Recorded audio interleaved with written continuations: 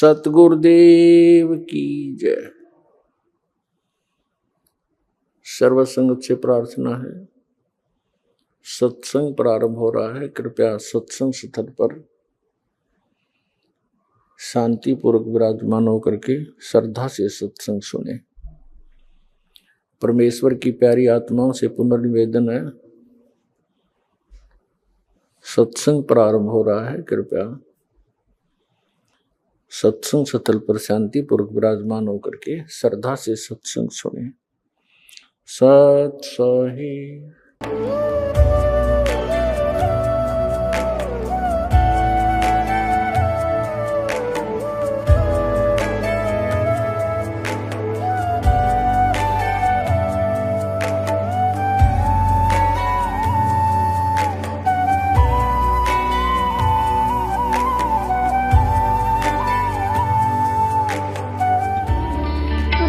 परमात्मा को पाने तथा उसका वास्तविक लाभ प्राप्त करने के लिए पवित्र बाइबल में प्रमाण है कि प्रभु ने मनुष्य को अपना ही स्वरूप बनाया। 6 दिन में सृष्टि रचकर 7वें दिन विश्राम किया। कुरान शरीफ में प्रमाण है कि हजरत मोहम्मद को खुदा स्वयं कह रहे हैं कि मैंने तुम्हें उस परमात्मा की महिमा बताने के लिए भेजा है। वो परमात्मा कबीर है जिसने 6 दिन में सृष्टि रची तथा 7वें दिन तख्त पर जा विराजा। उसकी खबर किसी बाखबर से पूछकर तो देखो। कृपया अवश्य सुनिए जगत गुरु तत्वदर्शी संत रामपाल जी महाराज के अमृत वचन। नमस्कार दोस्तों, यूं तो दुनिया नाना प्रकार के व्यक्तियों से भरी हुई है। कुछ ऐसे महापुरुष होते हैं जो मिसाल बन जाते हैं और कुछ ऐसे होते हैं जो काफिर कहे जाते हैं। आज हम एक ऐसे ही शब्द का विश्लेषण करेंगे जिसका इतिहास विभिन्न धर्मों के साथ गहराई से जुड़ा हुआ है। ये शब्द है काफिर। काफिर शब्द के विभिन्न अर्थ सुनने और पढ़ने को मिलते हैं, लेकिन इसका वास्तविक और सही अर्थ क्या है, यह जानना मुश्किल है। तो अब प्रश्न उठता है कि विभिन्न धार्मिक और सामाजिक दृष्टिकोणों से इसे कैसे परिभाषित किया जा सकता है। क्या यह शब्द केवल धार्मिक पहचान तक सीमित है या इसका कोई और अर्थ भी है? तो आइए अब हम काफिर शब्द की उत्पत्ति, इसके विभिन्न संदर्भों में उपयोग और इसकी ऐतिहासिक पृष्ठभूमि पर गहन चर्चा करेंगे। साथ ही यह समझने का प्रयास करेंगे कि यह शब्द किसके लिए उपयोग किया जाना चाहिए। इसके लिए हमें विभिन्न धर्मों में इसके विविध उपयोग को समझना आवश्यक है। तो आइए पहले जानते हैं कि विभिन्न धर्मों में काफिर शब्द के संदर्भ में क्या अवधारणाएं प्रचलित हैं। दोस्तों, इस शब्द का उपयोग ज्यादातर मुस्लिम समाज में किया जाता है और अंत में इस वीडियो में हम जानेंगे कि वास्तव में काफिर किसे कहा जाना चाहिए। सवाल नंबर 1, काफिर शब्द का अर्थ और उसका इतिहास क्या है? साथ ही विभिन्न धर्मों के अनुसार काफिर किसे कहा जाता है? अब काफिर में निकम्मा आदमी, ढेड़। जैसे हिंदू भाषा में ढेड़ बोल देते हैं और मुसलमान उसको काफिर बोल देते हैं। तो ढेड़ का अर्थ की कोई जाति विशेष नहीं होती है। जो गंदे काम करे वो ढेड़, चाहे किसी जाति का हो। डाके मारे, बहु बेटियां बूंदी तक के, चोरी करे, शराब पीवे, मांस खावे हैं और बकवाद करे, चुगली निंदा करता फिरे, वो किसी भी जाति का वो ढेड़ है। उसी को मुसलमान काफिर बोलते हैं। तो हिंदू मुसलमान तो हिंदुओं को काफिर बताते हैं।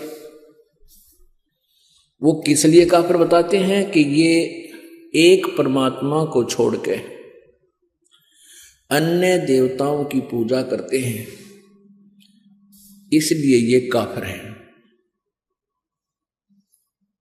और हिंदू मुसलमानों को क्यों हे समझते थे कि ये मांस खाते हैं। इनका आंट नहीं, गाय मिल जाओ, बकरा, बोक, चाहे ऊंट, ये मांस खाते हैं। इसलिए एक दूसरे को, ये मुसलमान हिंदुओं को काफिर कहते थे और हिंदू मुसलमानों को ढेड़ कहते थे। परमात्मा बताते हैं कि भाई मैं बताता हूं काफिर कौन है, ढेड़ किसे कहते हैं। कबीर परमात्मा बताया करते थे कि मैं बताता हूं काफिर किसे कहते हैं। काफिर बोध सुनो रे भाई, दोहू दीन बिच राम खुदाई। काफिर जो माता दे गाली, वे काफिर जो खेलें साड़ी। कहते हैं हम बताते हैं काफिर किसे कहते हैं, तुम तो एक दूसरे को वैसे ही जो है ना व्यंग कसते हो। काफिर ये लोग होते हैं। वो काफिर जो माता दे गाली, वे काफिर जो खेले साड़ी। काफिर दान यज्ञ नहीं करही, काफिर साधु संत से अड़ही। काफिर तीर्थ व्रत उठावे, सत्यवादी जन नाम लोलावे। काफिर पिता वचन उल्टा ही, इतने काफिर दो जग जाही। वह काफिर जो बड़बड़ बोले हैं, काफिर कहो घाट जो तोले। वह काफिर जो रण हत्या रखें, वह काफिर परदारा ताकें। काफिर सवाल सुखन को मोड़े, काफिर प्रीत नीच से जोड़े। काफिर काफिर छाड़े हूं, सतवादी से नेह। गरीबदास जुग जुग पड़े, इस काफिर के मुखे। वह काफिर जो कन्या मारे, वह काफिर जो बनखंड जा रे। वह काफिर जो नार हिताही, वह काफिर जो तोड़े बाही। वह काफिर जो अंतर काती, वह काफिर जो देवल जाती। वह काफिर जो डाक बजावे, वह काफिर जो शीस हलावे। वह काफिर जो करे कंदूरी, वह काफिर जिन नहीं सबूरी। वे काफिर जो बकरी खाही, वह काफिर जो नहीं साधु जमाही। वह काफिर जो मांस मसाली, वह काफिर जो मारे आली। वह काफिर जो खेती चोरम, वह काफिर जो मारे मोरम। वह काफिर अनभावत खाई, काफिर गण का सो गलबाही। काफिर अर्ध अभ्यम से संगा, काफिर सोजो फिरे बिनंगा। काफिर सोजो मही तनावे, जाका दूध रुधिर घर ल्यावे। काफिर जो बल बदर बेखा, जाके सिर पर बाल न एका। काफिर सोजो मुर्गी काटे, वह काफिर जो सीना चाटे। काफिर गुदा है ते सलाई, काफिर हुक्का पीवे अन्यायी। काफिर भांग बसोड़ी बरही, काफिर हुक्के कूसर करही। काफिर घट में धूमा देही, काफिर नास नाक में लेही। काफिर कथ सुपारी चूना, पान लपेटे मुख में थुन्या। काफिर मालन कुंडर पावे, बिन ही कीने भाजी खावे। काफिर सोजो अम्ब चचोरम, मजलिस बैठे मुख निपोरम। काफिर सोजो कानी देही, काफिर जो कन्या धन लेही।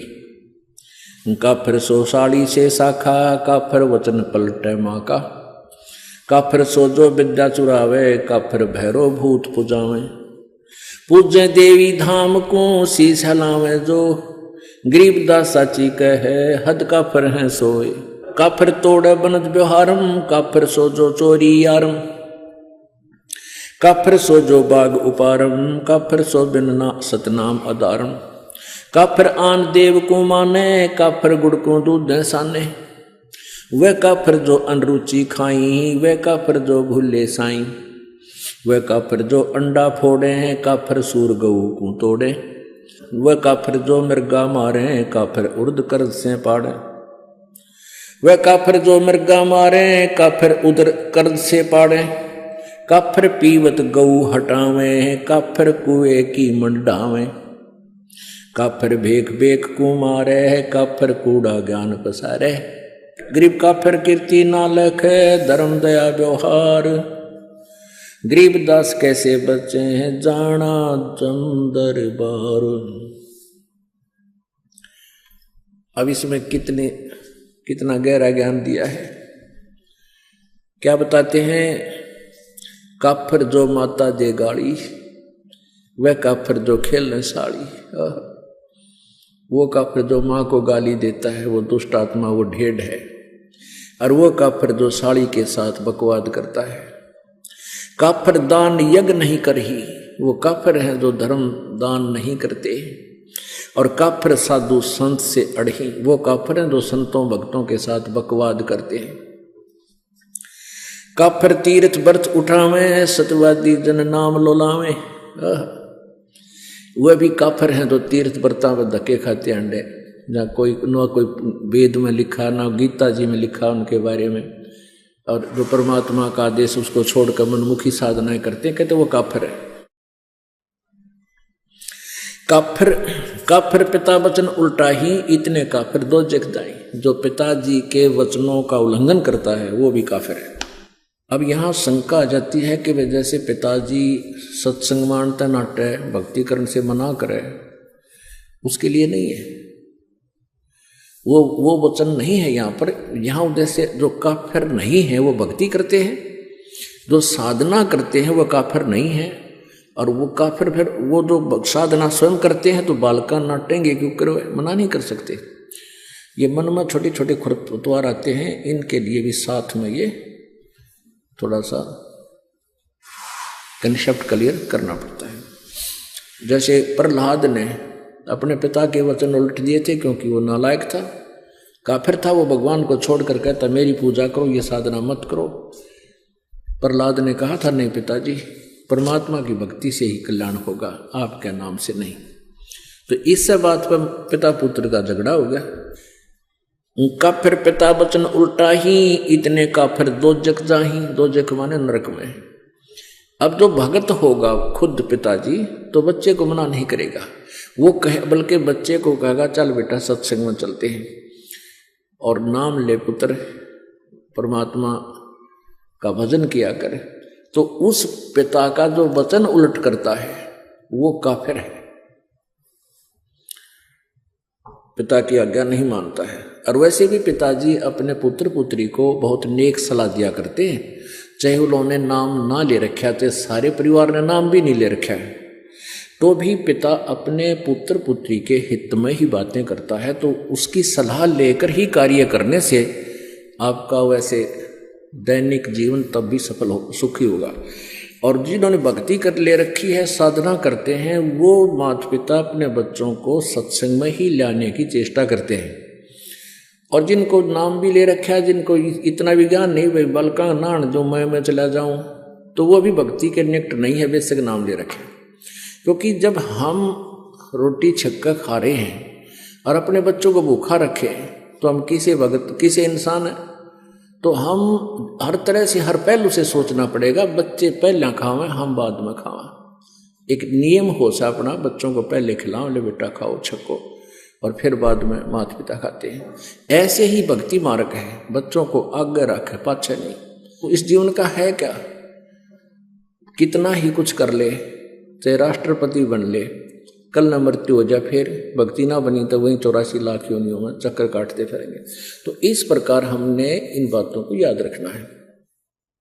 वे काफिर जो बड़बड़ बोले, काफिर कहो घाट जो तोले। ये हमारे ढेर कहते हैं ज्ञान तो है नहीं, को बात को शुरुआत हो गया, कोई जकर चला जब बहुत घने बोलना, डटे नहीं डटे, पता नहीं क्यों बकवाद करें। और काफिर कहो घाट जो तोले, जो सौदा करते समय कम तोलता है वो ढेर आदमी है, वो काफिर है। वह काफिर ऋण हत्या रखें, वह काफिर परदारा ताके। वो काफिर जो ऋण हत्या रखे, यानी जैसे आपने किसी का उधार ले लिया और वापस ना दिया, वो भी काफिर है। और वो काफिर जो परदारा ताके, जो दूसरे की पत्नी के अंदर बुरी नीयत रखते हैं, वो भी काफिर है। काफिर सवाल सुखन को मोड़े, काफिर प्रीत नीच से जोड़े। वो भी काफिर जो किसी ढेड़ जब बात करे उसे ढेड़ आदमी, ढेड़ भी ये काफिर बता रहे हैं, कोई जाति विशेष नहीं है। तो वो भी काफिर है जो भक्त अपने संत भक्तों को छोड़कर किसी निकम्मे आदमी को चोरी ठग जुआरी बकवाद करनिया तो मेल करे, तो वो भी काफिर है। अब क्या कहते हैं, काफिर काफिर छाड़े हूं सतवादी से ने। परमात्मा की महिमा बता रहे हैं गरीबदास जी कि काफिरों से मेरा कोई लिंक नहीं रहेगा, केवल जो सच्चे भक्त हैं उनसे ही मेरा प्रेम है। और कहते हैं गरीबदास जुग जुग पड़े, काफिर के मुखे, क्या करूं तेरे मुंह में राख, मुख खे माने उसकी बिरान माटी होगी, युगन युगन। वह काफिर जो कन्या मारे, वह काफिर जो बन खट जा रहे। हाय हाय। कहते वो नीच आत्मा, वो काफिर, वो ढेड है जो बेटी मार देते हैं। जैसे पीछे सी बेगन हो गया था शुरू, गर्भ में मारनी शुरू कर दी थी बेटियों को। और पहले हम भी देखा करते थे जिसका 2-3 लड़की हो जाती थी, जो निकम्मे टाइप के इंसान थे, वो उन बच्चों की कदर नहीं करते थे। हमने खुद देखा है उन बेटियों की। तो ये हमारी नालायकी की नीचता है वह। और फिर जो कन्या को मार देते हैं गर्भ में, जिसको अबॉर्शन नाम दे रखा था, अल्ट्रासाउंड में देखा लड़की है, मरवा दो। कहते हैं ये काफिर है। परमात्मा ने सबका निमित्त बनाकर भेज रखा है, ये सत्कर मान लेना। हमारी आंखों देखी बात है, जिनका 8-8 कन्या थी और 1 पुत्र था, वो भी सुखी, यूं कि सारे बच्चों का ब्याह ढंग से हुआ और खूब सुथरा गुजारा हुआ। परमात्मा ने सबका निमित्त लिख कर भेज रखा है। ये हम लोगों को देखते, क्योंकि हमने अपने पैर पर आपको आड़ा मार रखा है। ब्याह के अंदर इतनी कुबद शुरू कर दी हमने, ना जाने कितना लोग दिखावा करना शुरू कर दिया, और वो फिर अपने जी का झाड़ बन गया। फिर बेटी दुश्मन होगी। बेटी इसी अच्छी आत्मा होती है। लड़का लड़की रोटी खा रहे हो छोटे छोटे, और पिताजी या माँ किसी बेटे ने काम कह दिया, जाओ फलाना काम ले उठा के करिए। बेटी रोटी छोड़ कर उठ कर चली जाती है, अपने काम माँ की आज्ञा पालन कर लेती है, और बेटा ने कहा क्यों, या चली जाएगी क्यों। मतलब ऐसा अंतर है। और फिर भी बेटे अच्छे लगे हमें। नहीं, बेटे और बेटी में अंतर ही नहीं होना चाहिए। ये हमारी नालायकी थी, अनजानपना था। वह काफिर जो कन्या मारे, वह काफिर जो बन खट जा रहे। कहते जो बन में आग लगा देना, जाने कितने जीव जंतु मर जाए। कहते निकम्मे आदमी हुआ करे। वह काफिर जो नार हिताई, वह काफिर जो तोड़े बाही। वो निकम्मी, वो काफिर, वो ढेड हैं जो स्त्री को मार देते हैं। ये दास इन झूठे केसों में जब जेल में था, वहाँ एक दूसरे वहीं पर बंद था एक और कैदी। उससे पूछा रहा भाई तू कैसे फंसा। ने बोला मेरी पत्नी मोटे दिमाग का था, मेरी पत्नी उल्टी चाला करती, मान्या ना करती, मन लठ मार दिया मर गई। मैं बस अरे तुम आड़ा रोटी सारी उम्र जेल में, निकम्मी आत्मा। तो इस तरह बिना दिमाग के जो ना कार्य करते ये ढेड़ होते। वह काफिर जो नार हिताई, नारी को मारे, वह काफिर जो तोड़े बाही।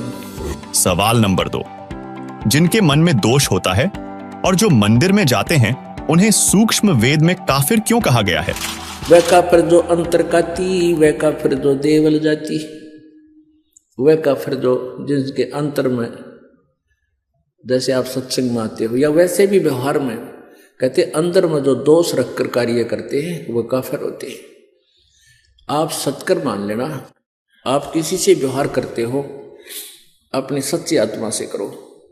सामने वाला आपके साथ ब्लैकमेल नहीं कर पाओगा, ये सत्कर मानना है। हमारे अंदर कुछ थोड़ी बहुत कमी आ गई, दूसरी बात है। जैसा भी आपके भावना होगी दूसरे में तुरंत आओगी। एक समय एक राजा जा रहा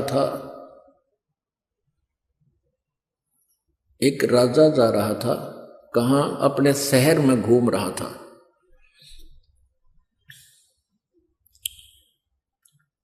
तो फिर वो वापस आ गया घूम फिर के, अपने मंत्री से कहने लगा कि ऐसे ऐसे एक लकड़ मर्चेंट है, उस व्यक्ति को जब मैं देखता हूं मेरे मन में ऐसा आता जैसे इसको मैं सूली तोड़वा दूं, फांसी तोड़ दूं, चढ़ा दूं।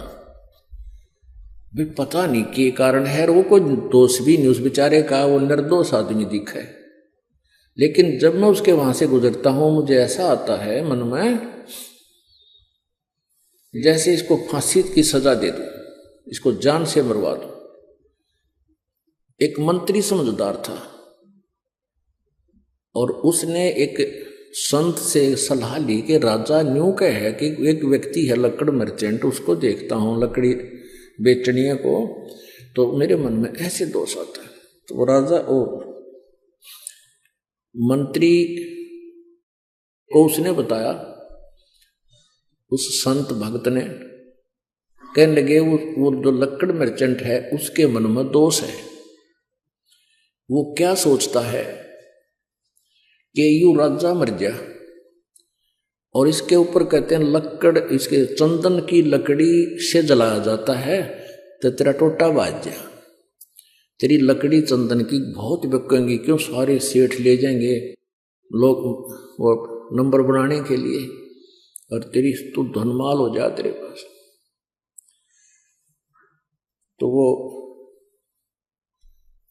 मंत्री और साथ में वो संत भक्त वो गए उस लकड़ मर्चेंट के पास। उस लकड़ मर्चेंट से कहा वे साची बता दिए ना तेरी सात आड़ न हो रही है। अक्की बात अकराजा ने कहा है कि मैं इमरा साजी गए न छोड़ी फांसी चढ़ा दूं। भाई तेरे मन में के दोष है राजा के बारे में, साची बताना। उन्हें साची बता दी। बोला साची बताओगा तेरा पीछा छूटेगा आज, नहीं तो बात बिगड़ ली है। तो सच्ची बता दी। मैंने सोचू हूँ युवराजा मर गया और मेरी चंदन की लकड़ी घनी बिकेगी। ने बोला ने कमेत्री साथ बोल दे रही है। उस दिन के बाद वो कत्ती उसके मन में न्यू आ गया कि भगवान राजा जुग जुग जीवे, ईसा राजा के कदे कदे मिला है। तो इस तरह की भावना बदल दी।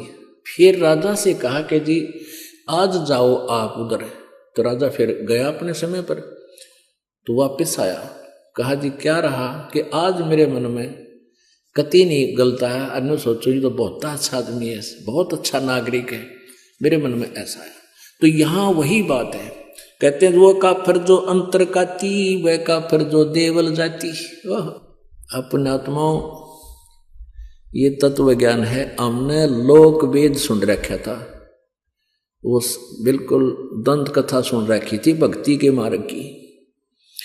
और यहाँ क्या बताया कि वह काफिर जो मंदिरों में जाते हैं। अपने आत्माओं वेदों में कहीं नहीं लिखा मंदिर में जाना या ब्रह्मा विष्णु महेश की मूर्ति बनाकर उनका भोग लगाना। एक विचार करने की बात है। मंदिर क्या है? एक ईंट सीमेंट चूने से बना हुआ एक मकान है और उसमें पत्थर की मूर्ति रखी है। जैसे एक सेब की मूर्ति होती है। अब सेब की या आम की जो मूर्ति चाहे पत्थर की हो या किसी प्लास्टिक की बनी हो या वैसे चित्र बना रखा हो, तो उस मूर्ति को देखने से जिसकी वो मूर्ति है उसके गुणों का ज्ञान होता है। मूर्ति बुरी नहीं। अब जैसे हम आम की मूर्ति देखते हैं, चित्र देखते हैं, तो आम के गुणों का ज्ञान होता है। उसको प्राप्त करने की चाह बढ़ती है, उसको खाने को जी करता है, दिल करता है। तो लेकिन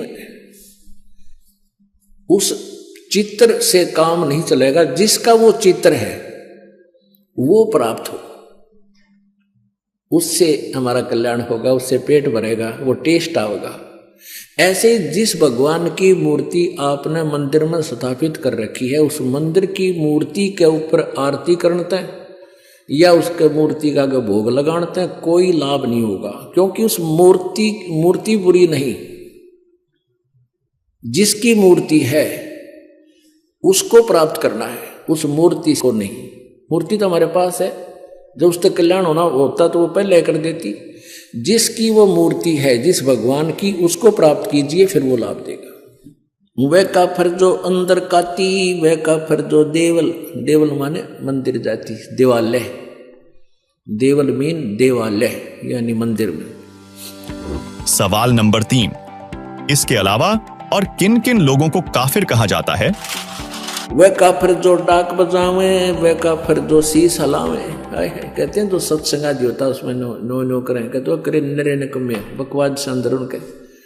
नहीं तो भगवान की चर्चा चाला है सिर के उसमें तो अंदर कलेजा धड़कना चाहिए। ऐसे दुख की बातें याद दिलाई जाती है कि बिना बंदगी भैंसा कीजिए भोग बना के खेला और कुकर सुकर खर कीजिएगा छोड़ सकल बद फैला। बता इसमें ना डलाने की क्या जरूरत से। अब जैसे आपको कहेगा तो गधा बनेगा कुत्ता बनेगा सुअर बनेगा फिर भी नहीं करे तो वो नशे वाला हो सकता है।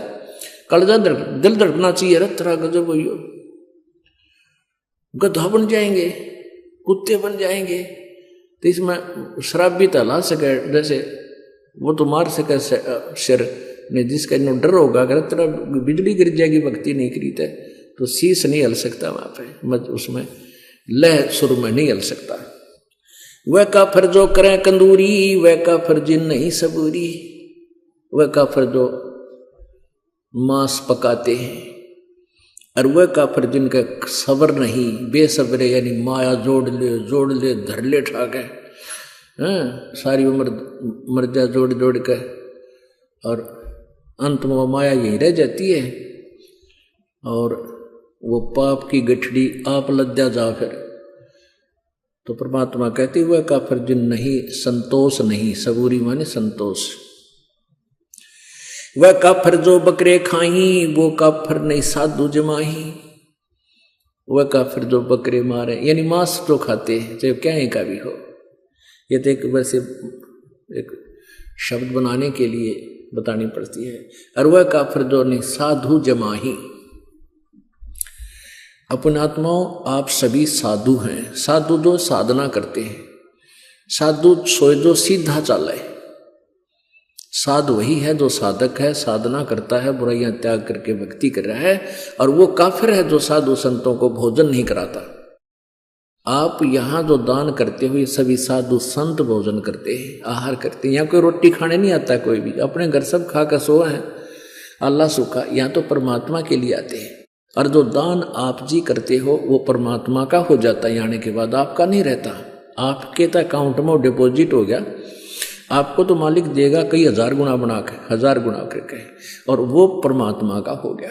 फिर उसमें इससे फिर ये संत भक्त इन सभी की आहार कराया जाता है। वह काफिर जो बकरे खाई वह काफिर नहीं साध जमाही। वह काफिर जो मांस मसाली ही वह काफिर जो मारे हाड़ी।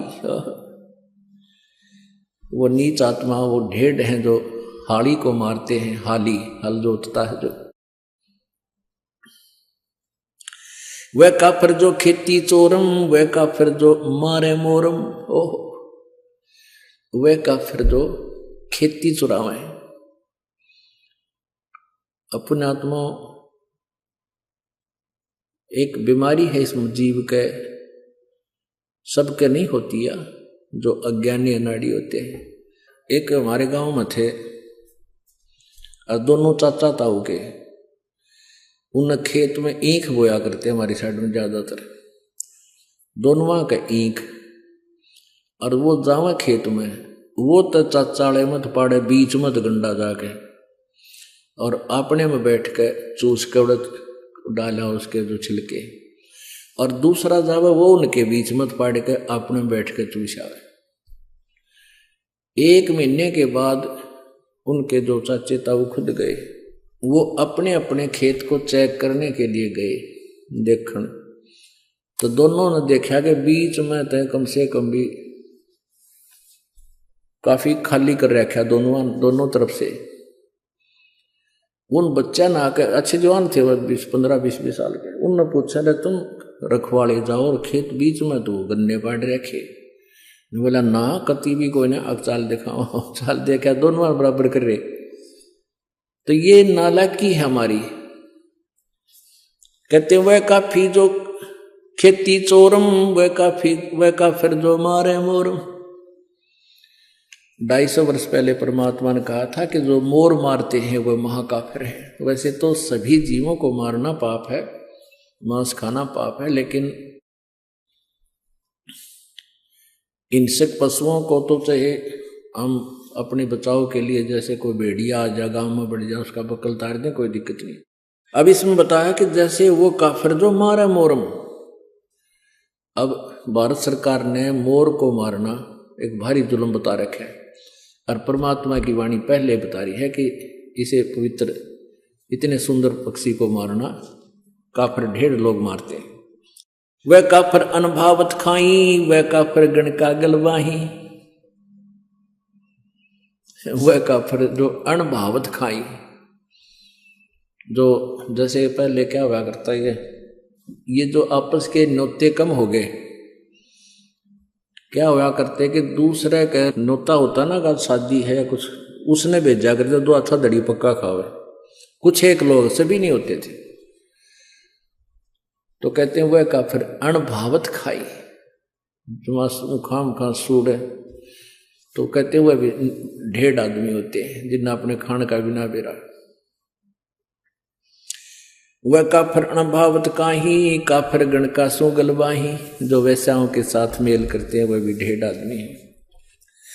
काफिर अर्ध बिंब से संगा, काफिर सो जो फिरे बेनंगा है, वह काफिर हैं जो नंगे फिरते हैं। ये साथ दिखे ना कई बिना नी वस्त्र फिरते हैं नागा, और ये कुछ जैन धर्म में भी पशु की तरह निरे निकम्मे कति नंगे हांडते हैं।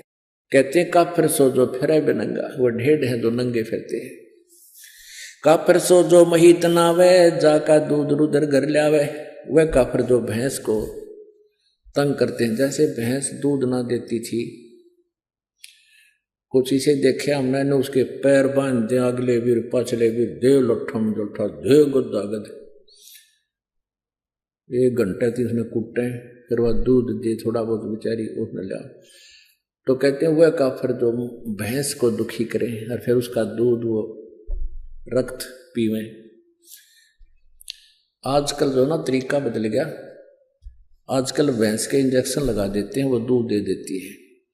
ये भैंस को सताना नहीं है, वो एक आधी निकम्मी आत्मा होती है जो खा कर अपना वापस ना करे, तो वो इंजेक्शन लगाना पाप नहीं है। कदे कोई ने सोचो भाई हम हमारी तो एक आधी भैंस कई बार कट जा गड़बड़े, कदे भूखे बैठे रहो, उसके लिए नहीं है। पहले और फार्मूला था दे लठा लठ, टांग पर ठागा टांग पर, तो वो गलत था। काफिर सो जो मुर्गी काटे, वह काफिर जो सीना चाटे, काफिर जो मुर्गी खावे और फिर जो अंगड़ियां तो चाटे बना के मुर्गा है, मुर्गा के मांस बना के। काफिर गुता हते सलाई, काफिर हुक्का पीवे अन्यायी। अपने आत्माओं सबसे बड़ा दोष, वैसे तो सारे ही अपराध हैं, जैसे मांस खाना, शराब पीना है, ये और बताए हैं भाई, प्रनारी को तकना, कन्या को मारना, ये भी ढेर आदमी के काम होते हैं। लेकिन हुक्का पीना भी ढेर का काम बता रखा है। अब हमारे समाज में हुक्का इतना समा गया, यह बात स्वाति को ना कि हुक्का पीना ना पीनो के भाई ये भी निकम्मे है, हुक्का नहीं पीना चाहिए, बिल्कुल भूल के भी टच नहीं करना चाहिए, सबसे महापाप बता इसका। काफिर हुक्का पी में अन्यायी, काफिर भांग भसोड़ी भरही, काफिर हुक्के कूसर करही, काफिर कथ सुपारी चूना, पान लपेटी मुख में थुन्या। वह काफिर जो ये कत्था सुपारी मिला के और फिर मुख में सूड़े, पान चाबे और फिर थूके पिचरे, सारा दांत काले लाल, सारे दांत लाल, होठ लाल, थूके उड़े बिरान मिट्टी और सारा गंद मचा दे। अन्यों के टेस्ट टट्टू टेस्ट है ये बता। काफिर, ये काफिर है कहते ये ढेर हैं जो इस तरह की क्रिया करते हैं। काफिर कत सुपारी चूना, पान लपेट मुख में थूना, थूना माने ठूसा अंदर नौकरा रहा, और फिर उन्हें चापेंगे 1 घंटे की बिरान मिट्टी रख। काफिर मालन कुंडर पावे, बिन ही कीने भाजी खावे। कहते हैं वो ढेर आदमी हैं जो दूसरे, जैसे पहले माली होते थे, वह बाग बगीचे सब्जी आदि लगाते थे। कोई निकम्मी आत्मा जाता था, उन्हें धमका डरा के हांगे तो तोड़ लाता। अब सारा दिन तो मेहनत करे बेचारे, मजदूरी करे, उसने कोई वैसे उनका मेहनताना दिए बिना, उनकी कीमत दिए बिना ले लेता है, तो उसकी आत्मा दुख पावे। कहते हैं वो काफिर, वो ढेर होते हैं जो बिना ही ऐसे उस मालन को डरा धमका के उनके वहाँ सब्जी वगैरह तोड़ लावे, बाग बगीचे में फल ले आवे। काफिर सो जो अम्ब चचोरे, मजलिस बैठे मुख निपोरे। अब वो काफिर बताए जैसे कोई मजलिस यानी कोई सभा हो रही है, अरे एकादा कोई बात कह रहा हो ना, जैसे बात कोई चलती है, कोई कुछ विचार दे रहा है, एकादा बैठा बैठा बकवास कर। कहते इस तरह जो करता है वो 1.5 आदमी है, यानी पहले बात सुना अगले की पूरी, फिर कोई शंका है तो खड़ा होकर फिर उसका प्रश्न उत्तर कर ले। तो कहते इस तरह कहते जो मजलिस बैठे मुख निपोरे। और काफिर सो जो कानी दे ही, काफिर जो कन्या धन ले ही।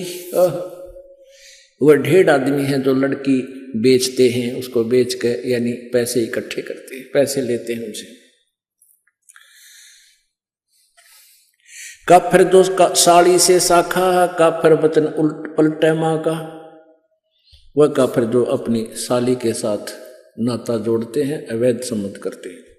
और वह काफिर जो माँ का वचन उलटते हैं। पुण्यात्माओं,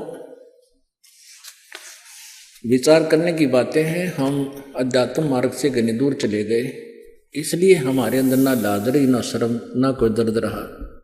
एक जैसे उदाहरण होते हैं, ये हमने भगत हो, भगता ने हृदय में जमाने चाहिए। ये चाहे एक कथा हो पर वो सच्ची मान के अपने जीवन में ढालना चाहिए। एक बेटा शराबी था,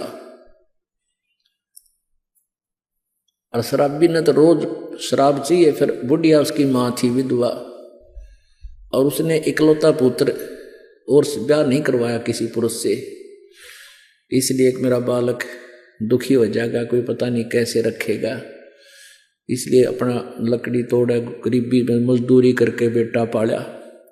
अब जब तक बुढ़िया के हाथ 5 साल थी तब तक कमा के लाएंगी, वो शराब पीवे, समझाओ मानना नहीं, पर माँ की ममता न्यारी हो से कदे तो संभल जाएगा। कहते हैं ये कहावत होती है, ये बिल्कुल सच्ची समझ लेना।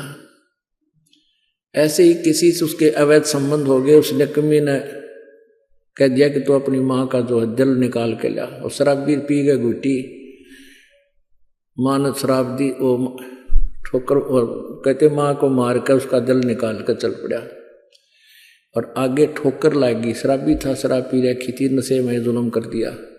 तो कहते हैं गिर गया वो, और माँ के दिल से आवाज आई कि बेटा तेरे चोट तो नहीं लागी। तो यहाँ बताते हैं कि माँ की ममता जो बालक में होती है, बेटा या बेटी में, और फिर हम उसके साथ फिर बद व्यवहार करें, उसकी बात ना मानने, उसकी कितनी आत्मा दुख पावे है। तो इन बातों को हमने अपने जीवन में डालना पड़ेगा। जैसे कोई लड़की ब्याह हो गया, ससुराल चली गई, अब उस माँ की, उस सास की ये इच्छा होती है कि मेरी बेटी पुत्र वधू आवे, मुझे प्यार दे, क्योंकि उसने उद्देश्य यही रखा होता है कि अपने बेटे ने ब्याहूंगी, मेरी पुत्र वधू आवेगी, उसने नो बैठाऊंगी, ऐसे करूंगी, फलान करूंगी। और उधर से उस बेटी की भी एक तमन्ना होती है कि मैं दूसरे घर में जा रही हूँ। दूसरे घर में जाना कोई बालक का खेल नहीं है, और वहां उस बालक ने कोई राजी ना बोला हुआ रहे क्यों कर फिर वहां पर। तो ऐसे हमने एक अपने आप को ढालना है, मोल्ड करना है। एक बुढ़िया अपनी बेटी ने तो इतनी प्यारी बोले, और बहुत वह पुत्र वधू है उसके साथ थोड़ा मतभेद करे, यानी कोई भेदभाव करे तो उसकी आत्मा जला करे। तो एक समझदार बात होती है, जैसे बेटी न रखे ऐसे अपने पुत्र वधू को रखे। ऐसे पुत्र वधू का कर्तव्य बनता है जैसे अपनी माँ से उसकी ममता है, नई माँ जो उसको प्राप्त हुई है, आगे जीवन उसके साथ है उसका। वहां तक 15, 20, 18 साल रही होगी, और वहां आखिरी सांस तक रहना है। तो ऐसे हमने इस तत्व ज्ञान के आधार से अपने एक गृहस्थ जीवन को भी सुधारना है। तो यहां क्या बताते हैं,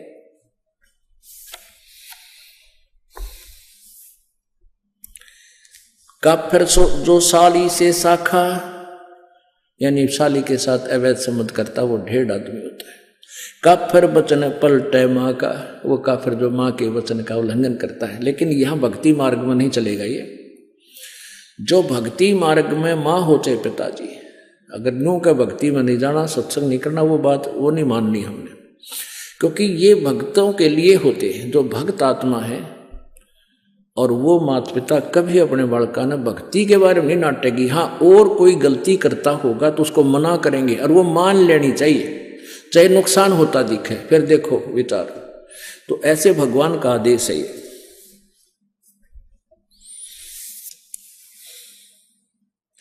पूजे देई धाम को शीश लावे जोए, गरीबदास साची कहे हद काफर है सोए। पूजे देई धाम को, इन देवता की तो देवी धाम है ना, अपने कोई किता श्यामजीन पूजा है, कोई किता बनभोरी जा है, कोई बेरी आली में, कोई गुड़गामा आली या कोई और बना रखे हैं। कहते हैं पूजे देई धाम को और शीश हलावे जो, कहते हैं कर कैसे। और गरीबदास साची के हद काफर है सोए, वो महापापी है, महादुष्ट है। काफिर तोड़े बनज व्यवहारम, काफिर जो चोरी यारम। काफिर जो बनज व्यवहार यानी अपना जो किसी के साथ लेन देन कर रखा है, वो निकम्मी आत्मा, वो ढेड है, वो काफिर है जो व्यवहार में गड़बड़ करता है। वह काफिर जो तोड़े बनज व्यवहारम, काफिर तोड़े बनज व्यवहारम, काफिर जो चोरी यारम। जो चोरों के साथ दोस्ती करता है वो भी काफिर है। काफिर सो जो बाग उपाड़े, काफिर सो जो बिन सतनाम आधारम। ओह, काफिर सो जो बाग उपाड़म, काफिर सो बिन सतनाम आधारम। वो काफिर हैं जो भक्ति नहीं करते, और भक्ति भी सच्चे नाम की यानी सत्य सही मंत्र की। आगे ना वही बात के ये जो भक्ति नहीं करते वो भी काफिर है। इस मनुष्य जीवन न के फूकांगे, चाहे राष्ट्रपति बने जावा, कल न गधे बने पावांगे। तो कहते हैं वह काफिर है जो बाग उपाड़े, बाग ने नष्ट करे। और जो काफिर जो बिन सतनाम आधारम, वो काफिर हैं जिनके पास सच्चा नाम नहीं, चाहे वो भक्ति भी करते हैं।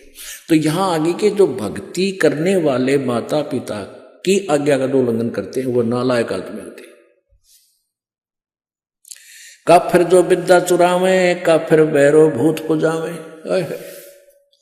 कहते वो ढेर आदमी है जो विद्या चुराते हैं। जैसे इस दास से नाम लेकर, ये मंत्र आज तक किसी के पास नहीं थे जो दास को मालिक ने दिए, तीनों मंत्र।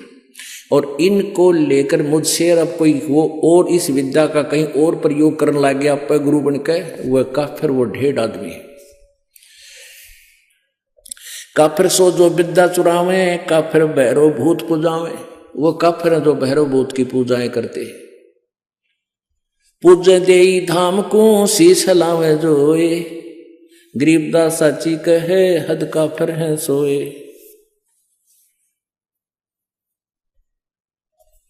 काफिर आन देव को माने, काफिर गुड़ को दूध है साने। काफिर आन देव को माने, आन देव अन्य देवता की जो पूजा करते हैं। गीता जी अध्याय नंबर 7 के श्लोक नंबर 12 से लेकर 15 और 20 से लेकर 23 तक ये स्पष्ट किया है। जो अन्य देवताओं की पूजा करते हैं वो मंदबुद्धि, वो बुद्धिहीन व्यक्ति है, अपना जीवन नष्ट करते हैं। तो यहाँ परमात्मा कह रहे हैं काफिर आन देव को माने, अन्य देवताओं को पूजते हैं। और काफिर जो गुड़ को दूध दे साने। पुण्यात्माओं, ये आज नहीं, परमात्मा ने तो अपनी, वो तो मालिक थे। गुड़ के साथ दूध कभी प्रयोग नहीं करना चाहिए, ये भगवान का आदेश है। इससे शारीरिक बीमारी भी होती है और भक्ति मार्ग में ये बहुत बाधक बनता है। तो यह परमात्मा का आदेश है कि वो काफिर हैं जो दूध और गुड़ इकट्ठा प्रयोग करते हैं। हालांकि बहुत रुचिकर लगता है, हम भी पहले पिया करते, गुड़ की डली ले लेते, खाए जानते, चुस्की ले ले, दूध पिए जाते। पर जब ज्ञान हुआ उसके बाद छुआ नहीं हमने। आग लगे सी आनंद का जो भगवान से दूर करे। वह काफिर अनरुचि खाई, वह काफिर जो भूले साई। वह काफिर जो अंडा फोड़े, काफिर सूर गऊ को तोड़े।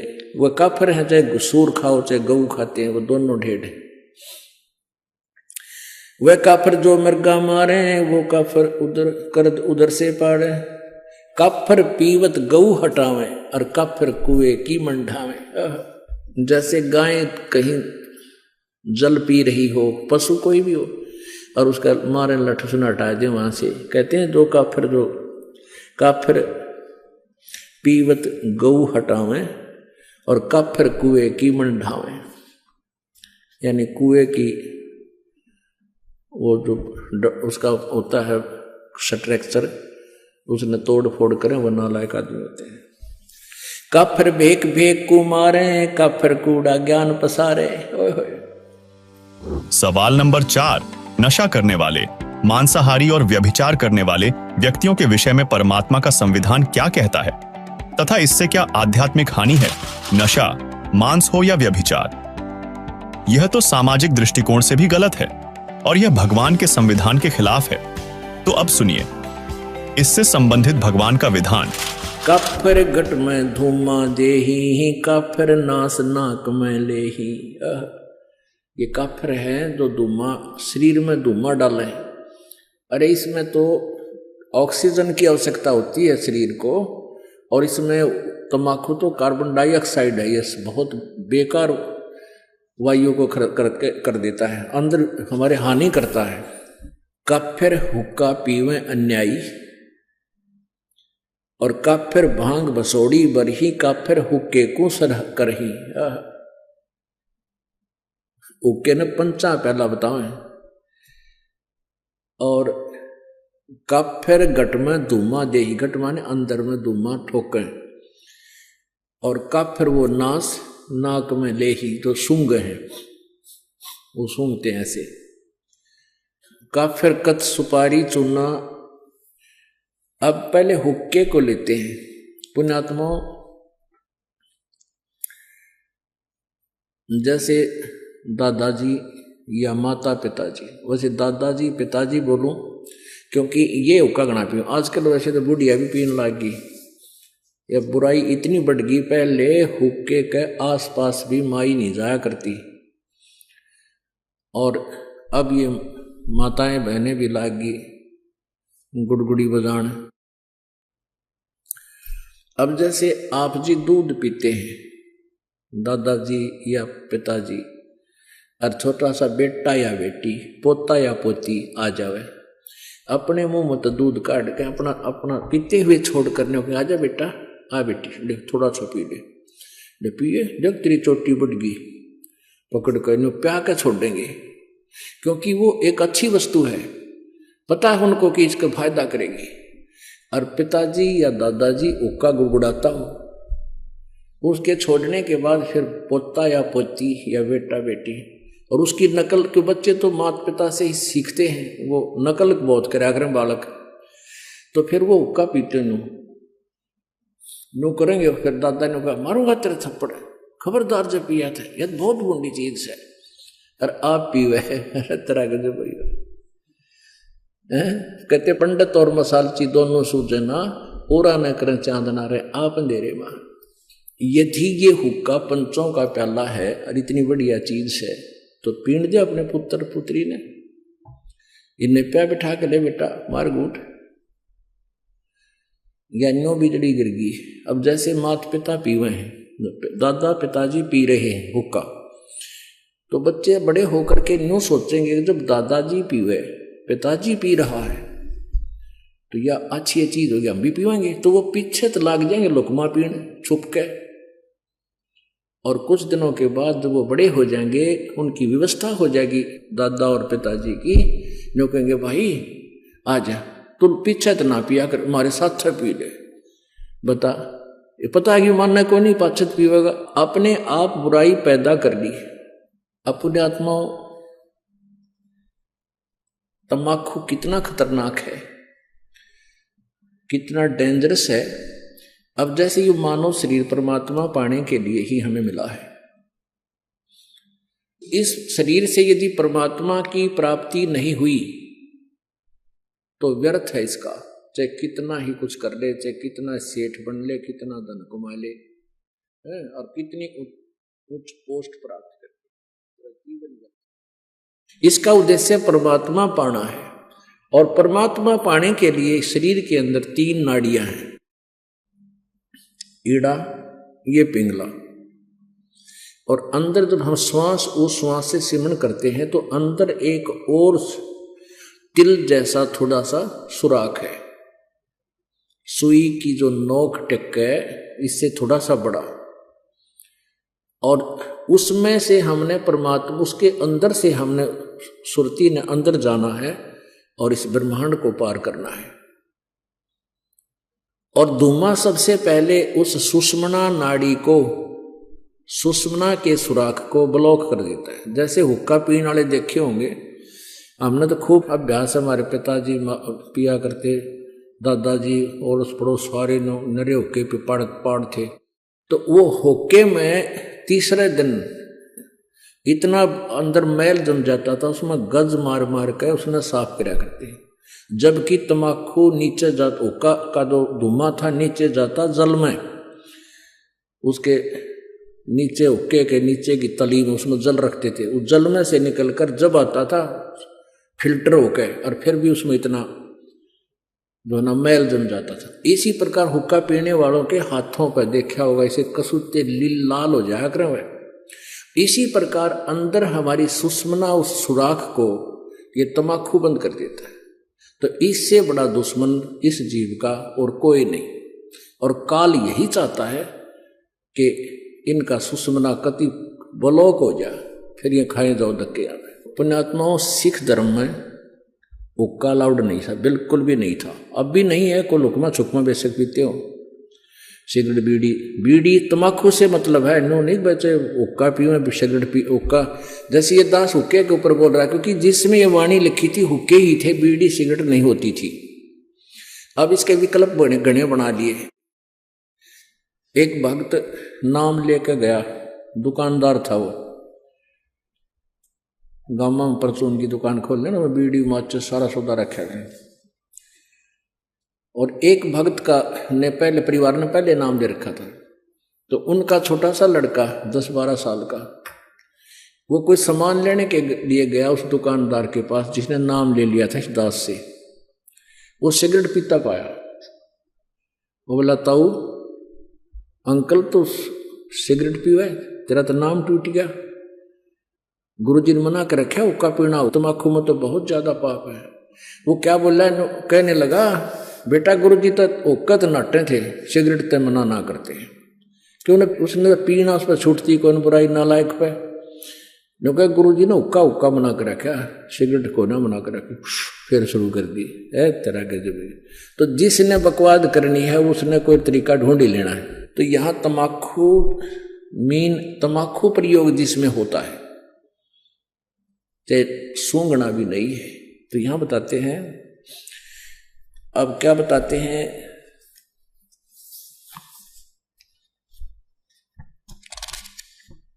सोनारी जारी करे सुरापान 100 बारे, एक चलम हुक्का भरे वो डूबे काली दारे। ओहो, सुरापान मदमासाहारी गमन करें भोगे पर नारी, 70 जन्म कटत है शीसम, साक्षी सायब है जगदीशम।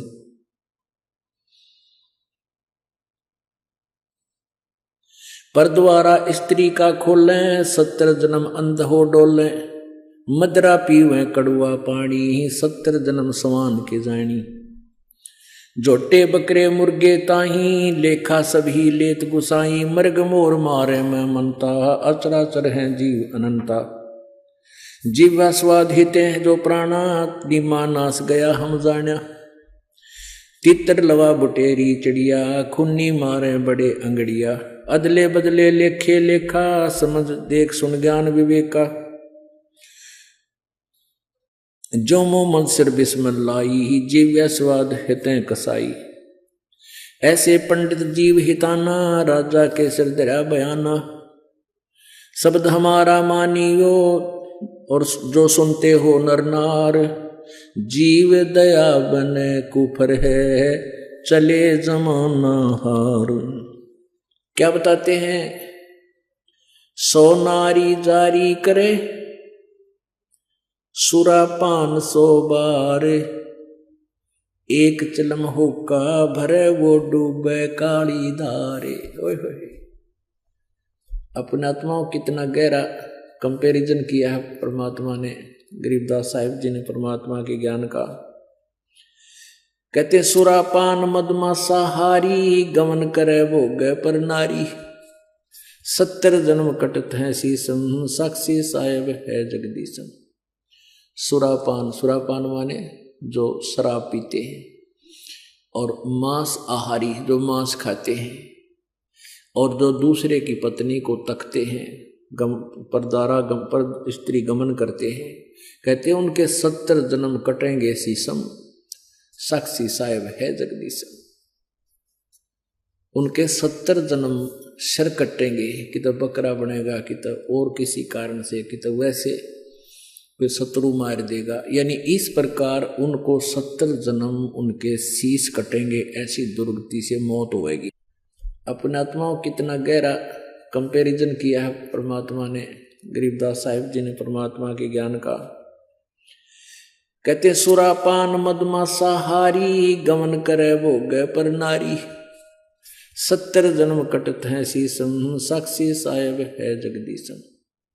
सुरापान, सुरापान माने जो शराब पीते हैं, और मांस आहारी जो मांस खाते हैं, और जो दूसरे की पत्नी को तकते हैं, पर स्त्री गमन करते हैं, कहते हैं उनके 70 जन्म कटेंगे शीसम साक्षी साहेब है जगदीशम। उनके 70 जन्म शर कटेंगे, कि तो बकरा बनेगा, कि तो और किसी कारण से, कि तो वैसे कोई शत्रु मार देगा। यानी इस प्रकार उनको 70 जन्म उनके शीश कटेंगे, ऐसी दुर्गति से मौत होएगी। और फिर क्या बताते हैं, पर द्वारा स्त्री का खोले 70 जन्म अंधा हो डोले। पर स्त्री गमन करने से यानी किसी, तो उसको कहते हैं 70 जन्म अंधे का पाओगा। मनुष्य बनकर या गधा बनकर या कुत्ता बनकर, बैल भैंस गाय बनकर अंधा होगा। कहते हैं पर द्वारा स्त्री का खोले 70 जन्म अंधा हो डोले। और मदरा पीवे कड़वा पानी 70 जन्म कुत्ते के जानी। ओए होए, एक बार एक प्याला पीणते शराब का 70 जन्म कुत्ता। ओए होए, ये तो लागे घूटी टीटी पाके फिर बेरा पटेगा, कि तो गंदे नाले में पानी पीवेगा, जो ठीक किसी ने उल्टी कर रखी हुई उन्हें खाओगा, और कि तो टांग टूट जा, खाज लाग जा, वो दुर्गति न्यारी होगी। कहते मदरा पीवे कड़वा पानी 70 जन्म सवान किए जानी। अपने आत्माओं एक बार शराब पीने से 70 जन्म कुत्ते के, और एक पर स्त्री गमन करने से 70 जन्म अंधा हुआ है। ओहो, कहते सुराप 100 नारी जारी करे, और सुरापान 100 बारे। एक चिलम हुक्का भरे वो डूबे काली धारे। ओहो, अब हुक्के के पीण का तो कितना पाप होगा, भर के किसी को देने का भी इतना दोष बताया है। जैसे 100 नारी जारी करे, 100 स्त्रियों से परगमन करना, एक से दुष्कर्म करने से ही कितना जुल्म है उसके, 70 जन्म अंधा होगा। और सुरापान मदमासा हारी गमन करे भोग पर नारी 70 जन्म कटेंगे शीशम। 70 जन्म शीश कटेंगे, 70 जन्म कुत्ते के होंगे, और 70 जन्म वो अंधा होगा, और 70 जन्म कुत्ते के पाओगा। कहते 100 नारी जारी करे, 100 बार पी ले दारू, जो उनका उससे जो पाप है उससे भी ज्यादा पाप एक बार हुक्का भरने वाले को है। पीने वाले का तो बेड़ा गर्क। पुण्यात्माओं, ये कोई डूम बाट के गीत नहीं जो दास सुना रहा है, ये परमात्मा का आदेश है, उस परम पिता का। हम जिस वस्तु के हम आदि हो गए, हम उसके गुण अप ढूंढ लेते हैं। कई के कहेंगे भाई शराब तो का अच्छा, कमाल की बात है, जहर ने किसी प्रकार खा ले वो सारा ही बुरा। अब जो शराब पीते हैं तम्बाकू तो ना पीते, शराब कोई मांस खाते हैं वो का मुक्का नहीं पीते, शराब नहीं पीते, मांस खाते। तो ये सारे ही दोष हैं, सभी त्याग्य हैं। अब इन हुक्का पीनी है और हिंदी करते हैं, भगवान दिखाता हूं आपको। अब तम्बाकू के बारे में, तम्बाकू जो पीनो हुक्का गुड़गुड़ा में बैठ के, उनके बारे में क्या बताते हैं। तम्बाकू कसीदम तमाम मस्त हैफ लुजित नसीरी कुवैती न कैफ, हरदम मकरूद पीवें शराब, होगा सरे बीच खाना खराब, कुटन कलाहीन जुग जुग कलेश, सुखन मान मेरा मैं कहता हमेश। अब कहते हैं कि जो शराब पीते हैं उनकी दबरानमाटी होएगी। फिर बताते हैं तलक सा तमाकू और सिला घोट पीस, और देई नास नाक और कमल में कसीस। हमारे जो शरीर बना हुआ है अंदर, इस शरीर के बैकबोन है, बैकबोन जिसको रीढ़ की हड्डी कहते हैं, इसके अंदर की साइड में कमल बने हुए हैं। इन कमलों में परमात्मा, इन भगवानों देवों का वास है। मूल कमल में गणेश जी, स्वाद कमल में सावित्री और ब्रह्मा जी, नाभि कमल में विष्णु और लक्ष्मी जी, और हृदय कमल में पार्वती और शिव जी, और कंठ कमल में दुर्गा। अब क्या बताते हैं कि जब हम तम्बाकू पीते हैं या शराब पीते हैं, उनका असर हमारे ब्लड में होकर और वहां भगवानों के निवास में भी बदबू फैलाता है।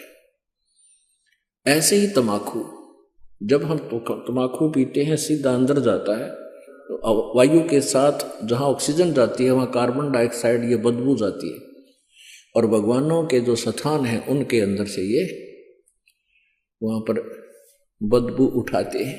एक तरफ भक्ति करो हैं, और ऊपर तो फिर हुक्का पीवे, शराब पीवे, मांस खाओ, तो उसमें कैसा अच्छा लगेगा। जैसे आपका कोई रिश्तेदार आ जाए और उसको बढ़िया खाना हलवा पूरी बना कर खूब छका दिया, कमरे में बैठा दिया, और वहां फिर एक अंगीठी बाड़ दी या कोई आग से लगा दिए, क्वाट दिए बंद कर, वो के रोगा तुमने। ऐसे ही हम एक तरफ से भक्ति करते हैं और ऊपर से भगवान आके धूमा वो धूनी लगा देते हैं। तो ऐसे हम कर रहे हैं। क्या बताते हैं, तलक सा तमाकू सिला गोट पीस, देई नाक नासा कमल में कसीस। कमलों में जाके इसका असर हुआ। हिंदू तुर्क को जो दीनी तलाक, पीवे तमाकू वो सरे के कजाक। भगवान के द्रोही हैं जो लोग तमाकू प्रयोग करते हैं। कहते हैं अब हिंदुओं को समझाते हैं कि तुम गौ को माता के तुल्य मानते हो, बिल्कुल ठीक है, क्योंकि कहते हैं जिसका हम दूध पीते हैं उसे माँ कहते हैं। तो गाय का दूध पीते, पहले गाय ही होती थी, भैंस तो देखने भी नहीं थे अपने क्षेत्र में। तो कहते हैं जब गाय का दूध पीते हो तो माँ के समान होगी, बिल्कुल ठीक है। सवाल नंबर 5, तंबाकू की उत्पत्ति कैसे हुई और तंबाकू से शारीरिक और आध्यात्मिक हानि क्या है? तो तंबाकू कैसे बना? कहते खून नाम खून का और तमा नाम गाय। ये फारसी का शब्द है। खू माने खून का, तमा नाम गाय, सौगंध 100 बार इसको ना खाए।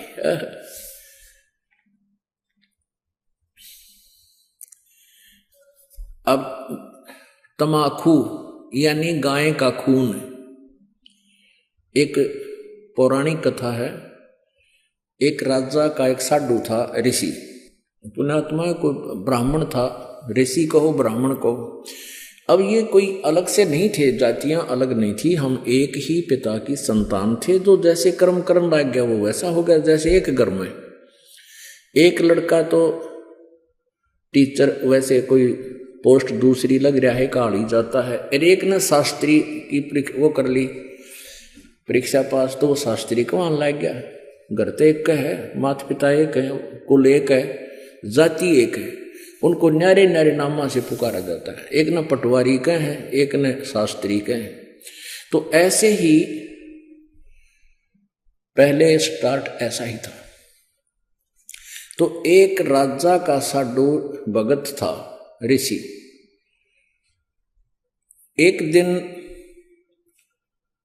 उस राजा का जो लड़की ब्याह रखी थी, उसने अपनी बहन को निमंत्रण भेज दिया कि हमारे घर आओ भोजन पर। ऋषि की पत्नी ने अपने पति से कहा कि मेरी बहन का संदेशा आया है, उनके यहाँ भोजन करने चलना है। ऋषि बोला कि रहने दे भगवान, इन अपने ते ठाड्डा का भीतर ना बढ़िया करते। एक समय एक ऊंट मर गया और एक गिद्दड़ जो है उस ऊंट ने खाता खाता अच्छा थोथा कर लिया अंदर से, और जो बाहर से चाम था वो सूख गया। और गिद्दड़ जो घना गहरा अंदर चला गया वो बंद हो गया पाछे, तो चाम कति सूख के खड़ंग हो रहा था, वो पड़ गया कि तो घना खुद गया और गादड़ भीतर रुक गया ना लकड़ा मार चुकल की रोए। एक हफ्ते पाछे वर्षा होगी, वर्षा होने तक वो नरम हो गया चाम, वो गादड़ फिर मार के सिर निकला, कसौती स्पीड फेंक पकड़ रहा। तो साथी बोले रहा कित गया था, जो बोला वह गया कि था, एक अनुभव तो हो गया, बोला अपने तो बड्डे का भीतर नहीं बढ़े। तो यहां ऋषि ने बहुत समझाया पर उसकी पत्नी मानी को ना, अक्के हो गया नो तो जाया करें, ईसा के जुल्म कर रहा है नो सर। वो बोला ले चलते, वो चले गए। अब राजा ने उसने 36 पकवान बना रखे, ये इधर उधर देख जरा बताओ भाई। अब ऋषि ने जिसा मन मार कर खाया वो वापस आ गए। अब उसकी पत्नी बोली कि हम नहीं बुलाना चाहिए, ये न्योन्यते गल है। अब हफ्ते 10 दिन महीने पीछे ऋषि की पत्नी बोली हम नहीं बुलाना चाहिए। उसका पति बोला तो ठीक है ले करता हूँ व्यवस्था। तो उसने, क्योंकि संत के भगत के पास कमाई होती है अपने भक्ति की, धर्म पुण्य की, तो उसने ऊपर स्वर्ग में अपनी सुरती लाई, टेलीफोन कराया, तो स्वर्ग से एक कामधेनु मंगा ली। कामधेनु गाय जो मनोकामना पूर्ण करती है। ऊपर से एक टेंट आ गया बढ़िया, स्वर्ग से अलग एक टेंट लगा दिया। और ऋषि आसपास के ऋषि बुला लिए, भाई आज जो आज हमारे राजा होगा, उनका न्योता है, हमारा साधु है, सेवा करवा दिया। अब वो ऋषि साधु भक्त जो आसपास कुटिया में रहा करते जंगल में, वह भी आ गए। राजा ने नीचा दिखाने के लिए हजारों की संख्या में सैनिक ले लिए। अगर साधु की मरोड़ का ढकाऊंगा, मेरी जो है ना पूरी वाह वाह हो जाएगी। ये आग और न्यारी हमारे अंदर एक जलालत भरी पड़ी है।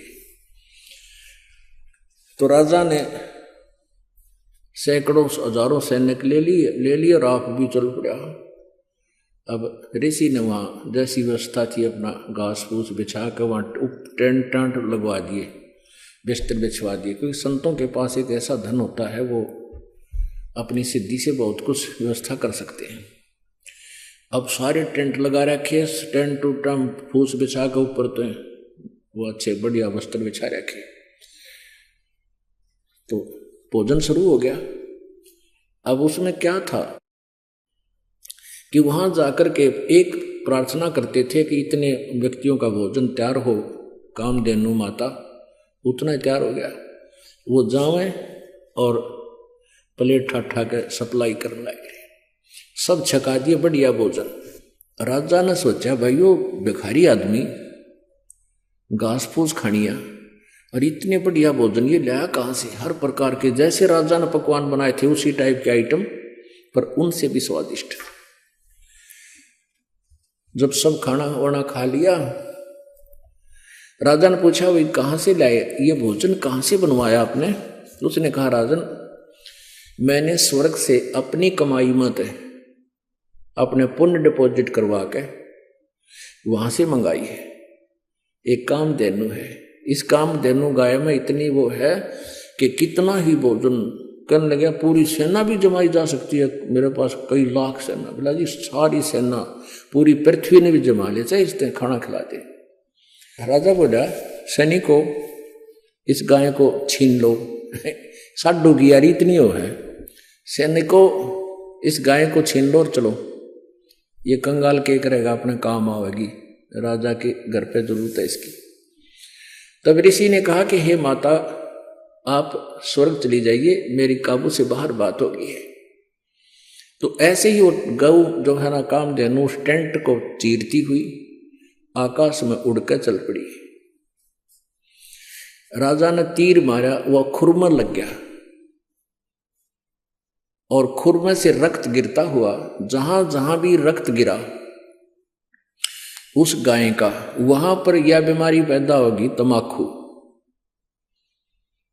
अब क्या बताते हैं कि तुम एक तरफ तो हिंदू को आओ और फिर गाय के खून न पियो, तमाकू बना कर हुक्का में डाल के बीड़ी सिगरेट पी के। या तो तुमने ज्ञान नहीं या स्वाद पड़ गया। ज्ञान नहीं था तो अब समझ लीजिए, और ये इसे अड़ंगे का स्वाद अच्छा नहीं होता जो शरीर में नुकसान सारित खराब करे। तो क्या बताते हैं, खून नाम खूं का, तमा नाम गाय, सौगंध 100 बार इसको ना खाए। कहते हैं 100 बार सौगंध, इसकी 100 बार प्रतिज्ञा करो, इसको खाना नहीं। गधे समान कौआ कर्म के कुलीन, पीवे तमाकू सो जम के आधीन। पेतबाई खांसी निवासी निवास, कफ दल कले जाली ना गिरा से। ओहो, कहते हैं तमाकू प्रयोग करने से फेफड़े गल जाते हैं, फिर कभी पित्त बनेगी, कभी खांसी हो जाएगी, बाई हो जाएगी। और कहते हैं काला तमाखुर गोरा पीवाक, 10-20 लंगर जहां बैठे गुटाक। आह, कितना अच्छा चित्रण किया है। बाजे ने और गुड़ गुड़ और उक्के हजूम, और कोरे कुबद्दी बीसा है नसूम। बाकी ही पगड़ी बाकी ही नय, और डिब्बी डबोए पर डूबे हैं कह। गुटाकड़ अटाकड़ मटाकड़ लहूर, एक बैठेगा अड़के एक बैठेगा दूर। ये उक्के पीणिया का बता रखा है, चित्रण कर रखा है। कि फिर क्या बताते हैं, शब्द मान मेरा मैं कहता हूं तो ही, यो ही मूल मंत्र तमाकू ना बोई। ओह, अपने आत्माओं कहते हैं कड़वा ही कड़वा तू करता हमेश, कड़वा ही ले प्यारे कड़वा ही पेश। तू लंगर है लंगड़ा और झूठा लबार, अमली के मुख में मूत्र की धार। तमाकू तर्क गर्क कर करोध, ममता मनी मार संसार बोध। कामी और क्रोधी तू लोभी लबूट, बचन मान मेरा धूमा ना घूट।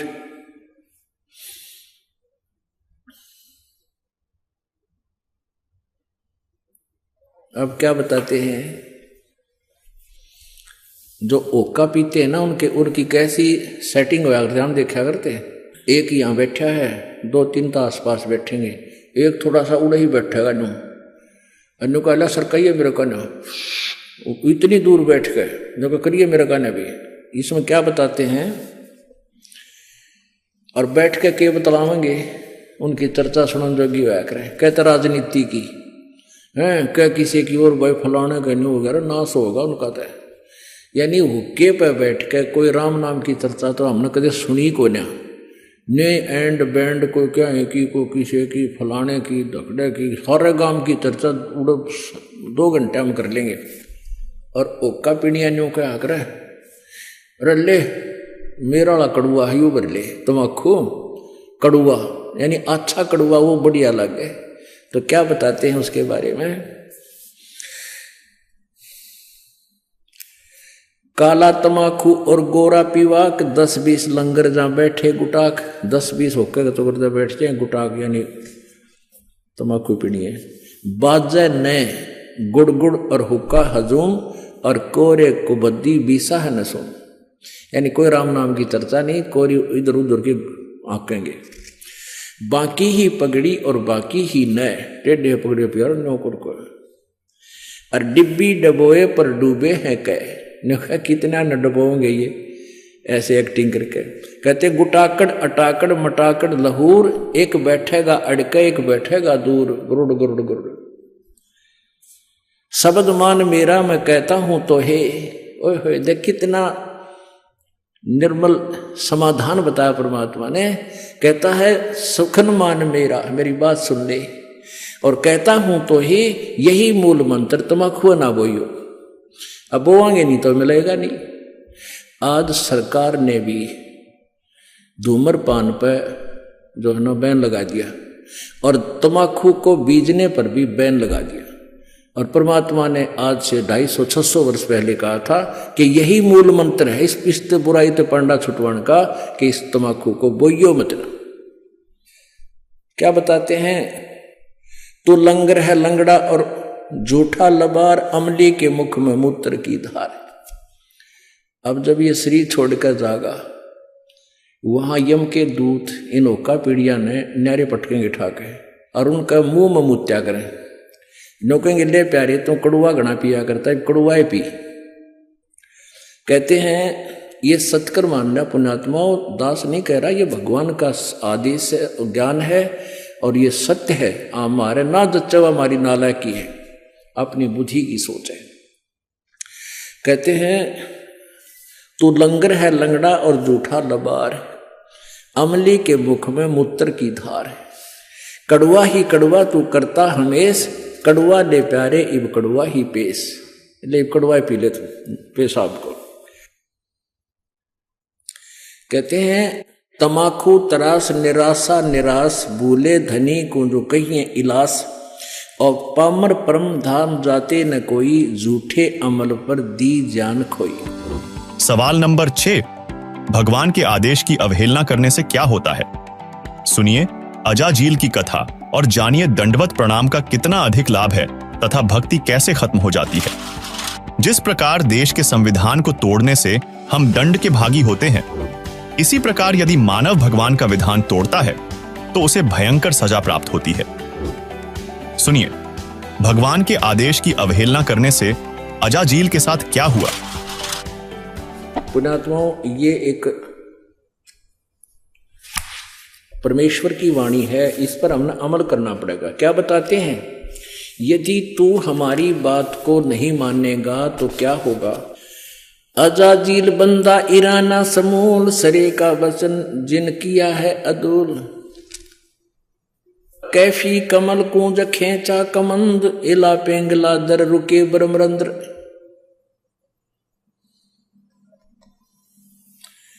अब क्या बताते हैं कि कैफी कमल जो खेचा कमंदो, यानी कमल के अंदर जाकर के इसका जो ना प्रवेश हुआ, और इला पेंगला दर रुके ब्रह्मरंद्र, इस तमाकू से ऐसा होगा।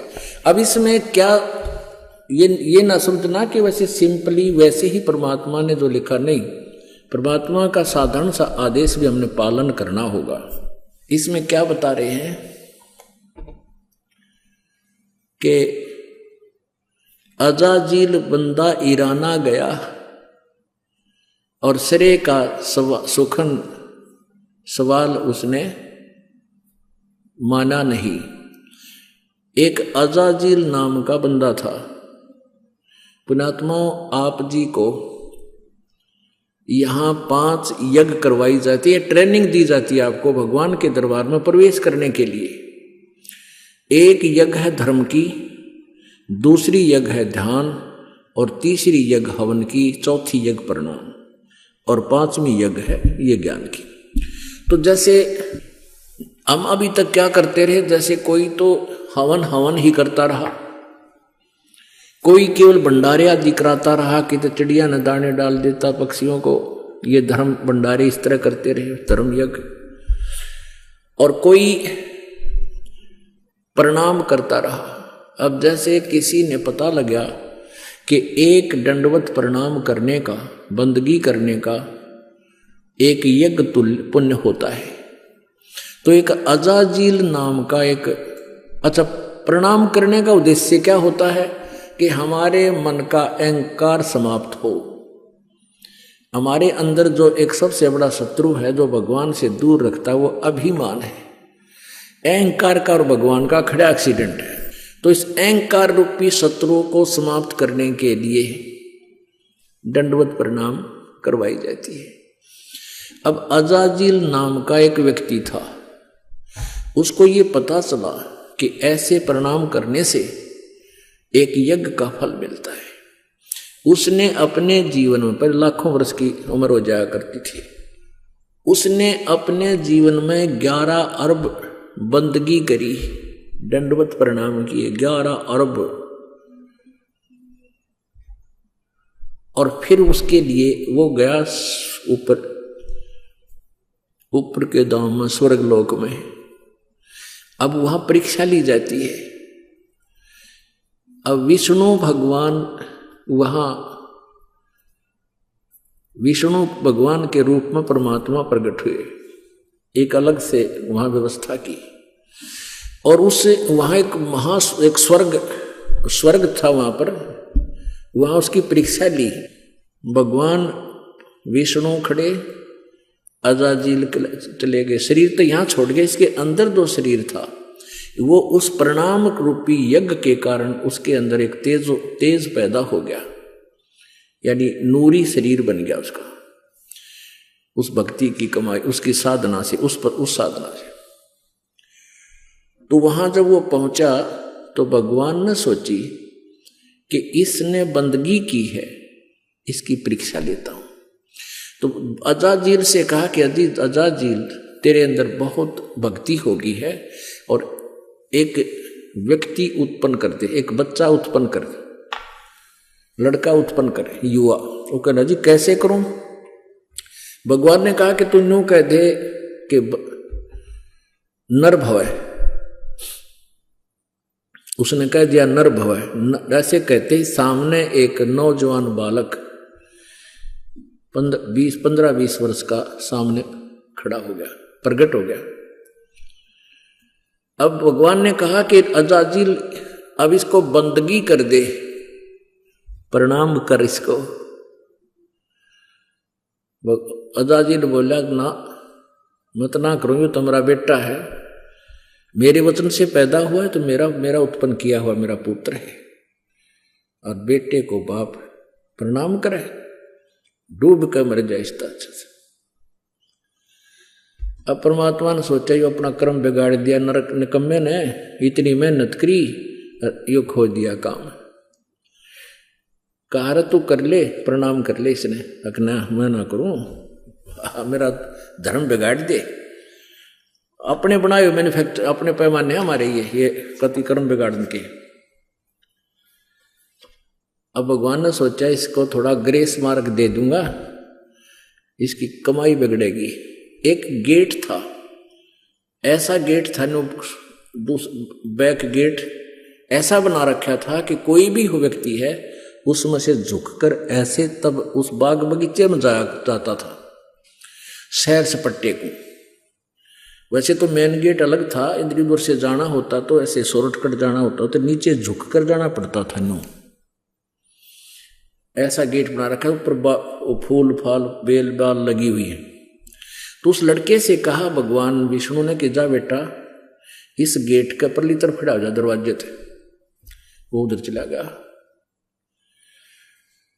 भगवान बोले विष्णु जी कि आजा अजाजिल, तुझे सैर सपट्टा करा के लाता हूं। अब भगवान मुकुट समेत उसमें का झुक के, सामने वो लड़का खड़ा है, ऐसे झुक के निकल गए और कहा आजा अजाजिल मेरे साथ साथ। ने बोला मैं सारी जानू तेरी, तू छलिया है, फिर मेरी हंसी करेगा। न्यू का देखा ना, करवा दिया प्रणाम, न्यू हो गया ना, न्यू कह देगा तू, हो गया तेरा प्रणाम, देख लिए, मैं सारी जानू, मैं ना करूं। अब परमात्मा ने सोची थी कि इसकी या कमाई बच जाएगी ना, गधा बनेगा यो डकमी आत्मा। विष्णु जी ने कहा आ जा तू, ना मैं ना हूं। तो बोला जा तेरी सारी कमाई कैंसिल, और वापस आकर गधे की योनि में गया। तो पुण्यात्मा यहां एक उदाहरण दिया है इसमें कि अजाजील अराना गया, अजाजील बंदा इराना समूल, और सरे का वचन जिन कीन्हा अदूल। कि जिस प्रकार परमात्मा के वचन का उल्लंघन करने से, अवहेलना करने से अजाजील का नाश हो गया, सारी भक्ति नष्ट होगी, गधे की योनि में गया। ऐसे ही यदि आप जी इस भक्ति मार्ग में, हमारा ये आदेश है कि तम्बाकू, शराब, मांस, बीड़ी छूना नहीं है, और आप फिर भी बाज नहीं आते हो तो आपकी भक्ति कतई नष्ट हो जाएगी। ये आदेश पालन ना करने से जिस प्रकार अजाजिल का नाश हो गया, ऐसे आपका काम बिगड़ जाएगा। सवाल नंबर 7, हर की पैड़ी हरिद्वार में 25,000 साधु संत आपस में लड़कर क्यों मर गए थे? जानिए त्रिगुण उपासकों के कारनामे। आज से लगभग 353 वर्ष पूर्व हरिद्वार में हर की पैड़ियों पर शास्त्र विधि रहित साधना करने वालों के कुंभ पर्व की प्रभि का संयोग हुआ। वहां पर सर्व त्रिगुण उपासक महात्मा जन स्नानार्थ पहुंचे। गिरि, पुरी, नाथ, नागा आदि तमोगुण भगवान श्री शिव जी के उपासक तथा वैष्णो सतोगुण भगवान श्री विष्णु जी के उपासक हैं। प्रथम स्नान करने के लिए नागा तथा वैष्णो साधुओं में घोर युद्ध हो गया। लगभग 25,000 त्रिगुण उपासक मृत्यु को प्राप्त हुए। जो व्यक्ति जरा सी बात पर नरसंहार, कत्लेआम कर देता है, वह साधु है या राक्षस, स्वयं विचार करें। आम व्यक्ति भी कहीं स्नान कर रहे हों और कोई व्यक्ति आकर कहे कि मुझे भी कुछ स्थान स्नान के लिए देने की कृपा करें, तो आम व्यक्ति भी शिष्टाचार के नाते कहते हैं कि आओ आप भी स्नान कर लो। अब सुनिए इस विषय में संत गरीबदास जी ने क्या कहा है। सन्यासी 10 नाम कहावे, शिव शिव करे न संशय जावे। निर्वाणी नी कच्छ निसारा, भूल गए हैं ब्रह्म द्वारा। यो भी वैदा है वैदे से भेद अलैदा, यो भी वैदा वैदा क्यों जाना, हम सतगुरु बैठे न्यू जाना। गरीबदास जी की वाणी दास आपको सुना रहा है। अब क्या बताते हैं, कंठी माला और मृगछाला ये सिर पर जटा रखावे हैं।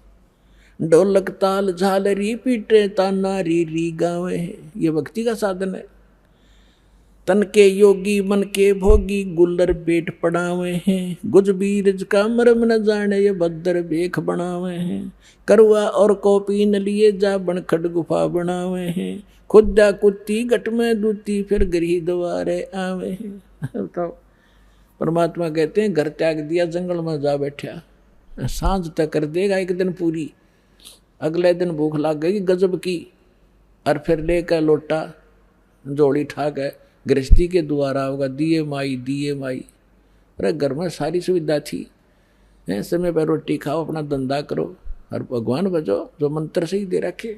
काशी गया प्रयाग महोदय, जगन्नाथ को जावे हैं। लोहागर और पुष्कर पर से वहाँ द्वारका दाग दगावे हैं। यो भी वैदा वैदे से भेद अलैदा, वैदा क्यों जाना, हम सतगुरु बैठे यूं जाना। अब जैसे क्या बताया है, तीर तुपक तलवार कटारी, जमदड़ जोर बदावे हैं। हर पैड़ी हर हेत न जाना, वाजा तेग चलावे हैं। ये साथ जैसे एक बार कुंभ का मेला भरा था, ये तीनों गुणों के उपासक, रजगुण ब्रह्मा, सतगुण विष्णु, तमगुण शिव जी। तो विशेषकर ये एक बार कुंभ के मेले के पर्व का संयोग हुआ था इनके अनुसार हर की पैड़ी पे। और पुण्यात्मा यहाँ गांव गांव में, नगर नगर में देखा इन चिमटे गाड़ के, धोने ला कर, राख रमा के, बड़ी बड़ी जट और माला पैर के, सोचा महात्मा पड़े होंगे। अब वहाँ जाकर कुंभ के मेले पे जब ये क्या करते हैं, गिरी एक ग्रुप में, पुरी न्यारे, नागा अलग से, सन्यासी न्यारे, वैष्णो अलग से, ये सब अपने अपने ग्रुप में वहाँ इकट्ठे हो जाते हैं। कनपाड़े न्यारे, बिना कनपाड़े नाथ अलग से। और वहाँ ये क्या करते हैं कि जो समय होता है स्नान करने का, जिस भी सरोवर में ये बनाते हैं अपना जुगाड़ सा, तो हर की पैड़ी हरिद्वार में बन गया एक बार, बहुत पहले की बात है। तो ये स्नान करने के लिए वहाँ पहुँच गए अपने अपने ग्रुप में। जब वह पर भी लगी थी तो सबसे पहले नागा चले गए हर की पैड़ी पे, सब वो स्नान करने लगे, कई हजार थे। पीछे से वैष्णु साधु आगे विष्णु जी के उपासक, और नागा थे तमोगुणी श्री शंकर जी के उपासक। अब वैष्णु ने कहा कि नागाओं पहले हम स्नान करेंगे, हम त्यागी और बैरागी हैं, हम स्वच्छ हैं, शुद्ध हैं, विष्णु जी के उपासक हैं, हम उत्तम हैं, हम सर्वश्रेष्ठ हैं। नागा कहने लगे हम सर्वश्रेष्ठ हैं, हम त्यागी और बैरागी हैं, और हम तन पे कपड़ा भी नहीं रखते हैं, और हम सब पहले स्नान करेंगे। अब वैष्णु साधु कहने लगे तुम काहे कि शुद्ध हो, काहे कि श्रेष्ठ हो, पशु की तरह नंगे फिरते हो, टट्टी के हाथ भी ना धोते, शरडो फिरडो, बाहर आओ तुम, पहले हम स्नान करेंगे। अब इस बात पर दोनों का झगड़ा हो गया। वहाँ इतिहास गवाह है कि उस समय ये जिनको हम संत माना करते थे 25,000 कटका मर गया, आपस में कत्लेआम कर दिया, गंगा का पानी लाल कर दिया इन्होंने। उसका विवरण दे रहे हैं गरीबदास साहिब जी के तीर तुपक तलवार कटारी जमदड़ झोर बधावे हैं, और हर पैड़ी हर हेत नहीं जाना। हर की पैड़ी कहें भगवान के प्रति श्रद्धा नहीं नालाकों की, हर पैड़ी हर हेत नहीं जाना, वहां जाते एक चलावे हैं और काटे शीस नहीं दल करुणा, ये जग में साध कहावे, और जो जन इनके दर्शन को जावे उनको भी नरक पठावे। ऐसे गुरु का चेला फिर ईसाई होगा जैसे ये जालिम है। तो इसलिए परमात्मा कहते यो भी वैदा है और वैद्य से भेद लेदा, यो भी वैदा। तो इस प्रकार पुण्यात्माओं आप इस सत्संग में आते रहिए और इस ज्ञान को बड़े ध्यान से सुनना, आजीवन आपके काम आवेंगी ये बातें। एक तो ये गाइडलाइन है कि ये साधना करनी चाहिए, ये ना करनी चाहिए। ये प्रमाण कहा हमारे सदग्रंथ साक्षात दास पैरेलल बताता है कि जो साधना श्रीमद् भगवत गीता में है वो उसके सत्र का ज्ञान, वो कंप्लीट नहीं है। कंप्लीट स्पिरिचुअल नॉलेज और कंप्लीट मेथड ऑफ वर्शिप सूक्ष्म वेद में है। वेद भी कहते हैं वो इनसे अलग ज्ञान है, और गीता जी भी कहती है कि वो ज्ञान अलग है जिसमें कंप्लीट स्पिरिचुअल नॉलेज है। सभी यज्ञों की, धार्मिक अनुष्ठानों की विस्तार से जानकारी हो भगवान ही बताता है करके, और वो तत्वदर्शी संत के पास है, उनसे पूछो। तो भगवान कबीर साहब है 600 साल पहले वो बताए गए थे उस सूक्ष्म वेद को। ये तत्वदर्शी संत ये दास है, और अपना कल्याण कराओ। पुण्यात्माओं सौभाग्य आपका, राम नाम की चर्चा अपने सुनने को मिल गई ना। सारा दिन इस पेट के धंधे में दादे मर गए, पड़दादे मर गए, 2 रोटी के लिए सारा और भूत बने फिरते हैं। अभी एक भक्त ने चिट्ठी लिख कर दी है, आज ही पकड़ाई है। वो उसने लिखा है कि ये हम किसी के पास ये झाड़ा झपटा सीखा करते हैं। अब वो झाड़ा झपटा करने वाला मर गया, ये वो भूत बनकर हमने सतावे है तो ये इसे गुरु थे अपने, ये वो सारे भूत बने अंडे हैं। तो परमात्मा कहते झूठे गुरु के आश्रय कदे ना उदरे जीव, और सच्चा पर गुरु सत कबीर है, आदि परम गुरु पीर। कहते हैं झूठे गुरुआ मर गए, वो हो गए भूत मसान। तो पुण्यात्माओं प्रत्येक ज्ञान और इस परमात्मा के महिमा को ध्यान से सुनो।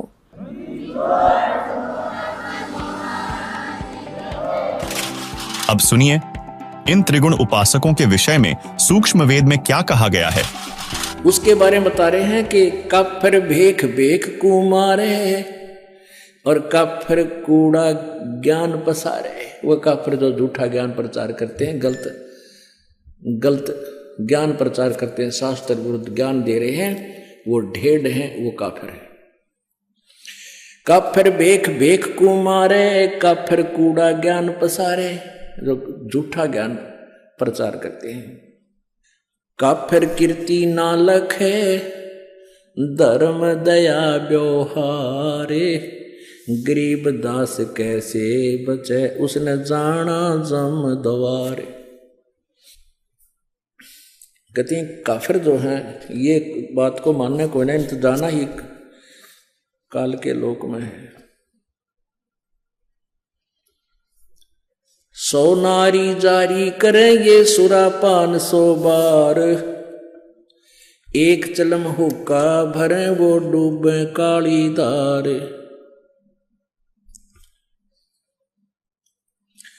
गरीब सूर गऊ को खाते हैं ये शंखा नहीं सलेस, शंकर से सतगुरु मिले इनका न तो न लगे उपदेश।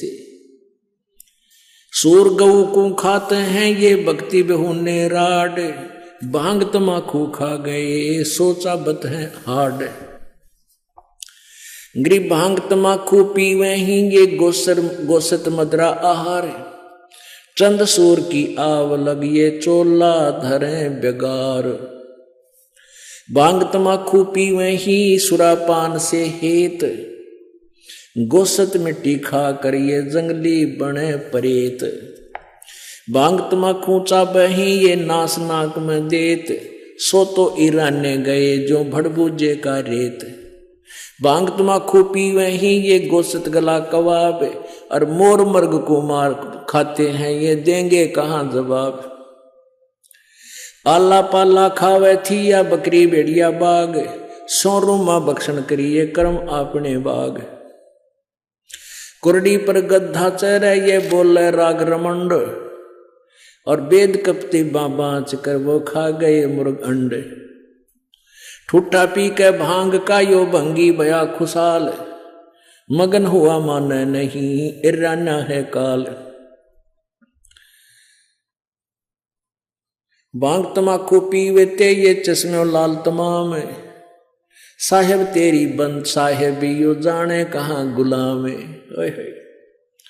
12 तिलक बनाए करिए फांसी लीनी हाथ, विष के लड्डू देते हैं ये जीव ऊपर गाथ।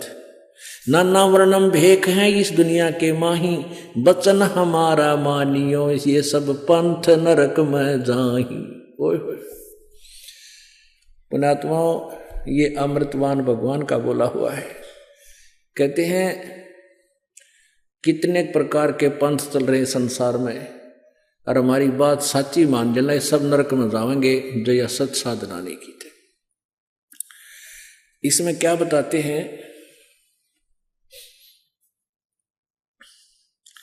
भांग तमाकू पीवते और चश्मे लाल गुलाल, भांग पी कर लाल आंख हो जाए, दारू पी लें जब नौकती और मानना नहीं घर के बोलना तो खुरकावे सुल्फा पाड़ पी कर। और कहते हैं साहेब तेरी साहेबी यू जाने कहाँ गुलाम, कि हे भगवान तेरी महिमा ने यू इन नशों का गुलाम कैसे जान सकता है जिसने भांग तमाकू शराब मांस इस तरह अड़ंगे खाने की आदत पड़ गई। तेरी भक्ति ने क्या समझे तेरी महिमा से। कहते इनका गुलाम, इन विषयों का गुलाम, साहिब तेरी साहिबी ये जाने कहाँ गुलाम। दोस्तों, जैसा कि हमने आज काफिर शब्द के विभिन्न पहलुओं और इसके ऐतिहासिक संदर्भों पर विस्तृत चर्चा की, यह स्पष्ट हो जाता है कि यह शब्द मात्र एक धार्मिक पहचान तक सीमित नहीं है। विभिन्न धर्मों में इसके विभिन्न अर्थ और उपयोग होते हैं जो इसके जटिल और गहरे अर्थों को दर्शाते हैं। इसके अलावा हमें तंबाकू की उत्पत्ति, भगवान के संविधान को जाना। आशा है कि आप सभी इस एपिसोड के माध्यम से कुछ नया ज्ञान जानने को मिला होगा। अगली बार हम एक और दिलचस्प विषय पर चर्चा करेंगे। तब तक के लिए धन्यवाद।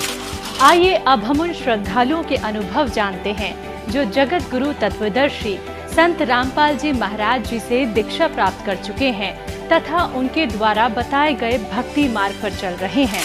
नमस्कार सर। नमस्कार सर। सर क्या नाम है आपका?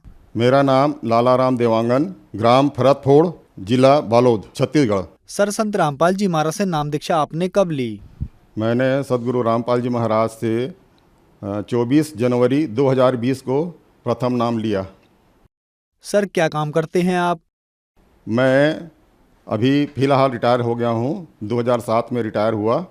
और मैं आयकर विभाग में प्रशासनिक अधिकारी के पद पर रिटायर हुआ। सर, संत रामपाल जी महाराज से नाम दीक्षा लेने से पहले आप क्या भक्ति साधनाएं करते थे? नाम लेने के पहले मैं जो सांसारिक प्रथा जो चली आई है, जो माता पिता करते आए हैं, वही सब करता था। मैं धार्मिक प्रवृत्ति था, इसलिए मेरे को ब्रह्मा कुमारी का ज्ञान ठीक लगा और मैं उनका हेड ऑफिस माउंट आबू गया। तो वहाँ उन लोग बोलते थे कि आप जो दान करते हैं आर्थिक दान के बजाय अपनी जब बुराइयों का दान करो। तो मैं पहले नॉन वेज, ड्रिंक और स्मोकिंग सभी करता था। सांसारिक बुराइयाँ मेरे में बहुत ज़्यादा थी। तो मैं सभी को मतलब संकल्प कर दिया था कि मैं ये सब छोड़ दिया। पर 1983 में गया था मैं, उसी समय से मेरा नॉन वेज छूटा। उसके बाद फिर मैं स्मोकिंग शुरू कर दिया, फिर ड्रिंक भी शुरू कर दिया। तो ये सब धीरे धीरे 92 में मेरा ड्रिंक छूटा। मेरी माँ बोलती थी, बेटा आप संसार में बहुत दुख पाते हुए हुआ हो, कभी भी कैसे भी संकट आए भगवान को मत भूलना। ये मेरे माँ के वचन थे। तो फिर संत रामपाल जी महाराज की शरण में आपका आना कैसे हुआ? कैसे आए आप संत रामपाल जी महाराज की शरण में? माँ के इन्हीं शब्दों के कारण मैं शुरू से ही धार्मिक प्रवृत्ति का हूँ। और मैं रिटायर होने के बाद भी मेरा ये था नित्य क्रिया, मतलब कि मैं न्यूज़ सुनता था और धार्मिक चैनल देखता था। तो वहीं देखते देखते देखते देखते एक रोज़ मेरे को साधना टीवी चैनल लग गया। तो मैं उसके प्रवचन सुनना शुरू किया, तो मेरे को बहुत अच्छा लगा। तब से मैं उनको सुनता रहा और उनसे मेरे को बहुत ज्ञान हुआ। और इसके पहले भी मैं जब पढ़ता था तो कबीर के दोहे मेरे को बहुत प्रिय लगते थे, मेरी आत्मा मोहित हो जाती थी।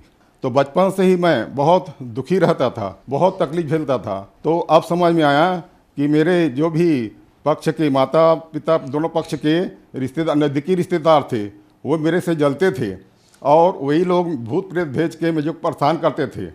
तो मैं इतना बीमार रहता था कि मेरे को क्या क्या बीमारी है वो भी समझ नहीं आता था। फिर धीरे धीरे करके जो भी दवाई करता था तो फ़ायदा नहीं करती थी दवाई।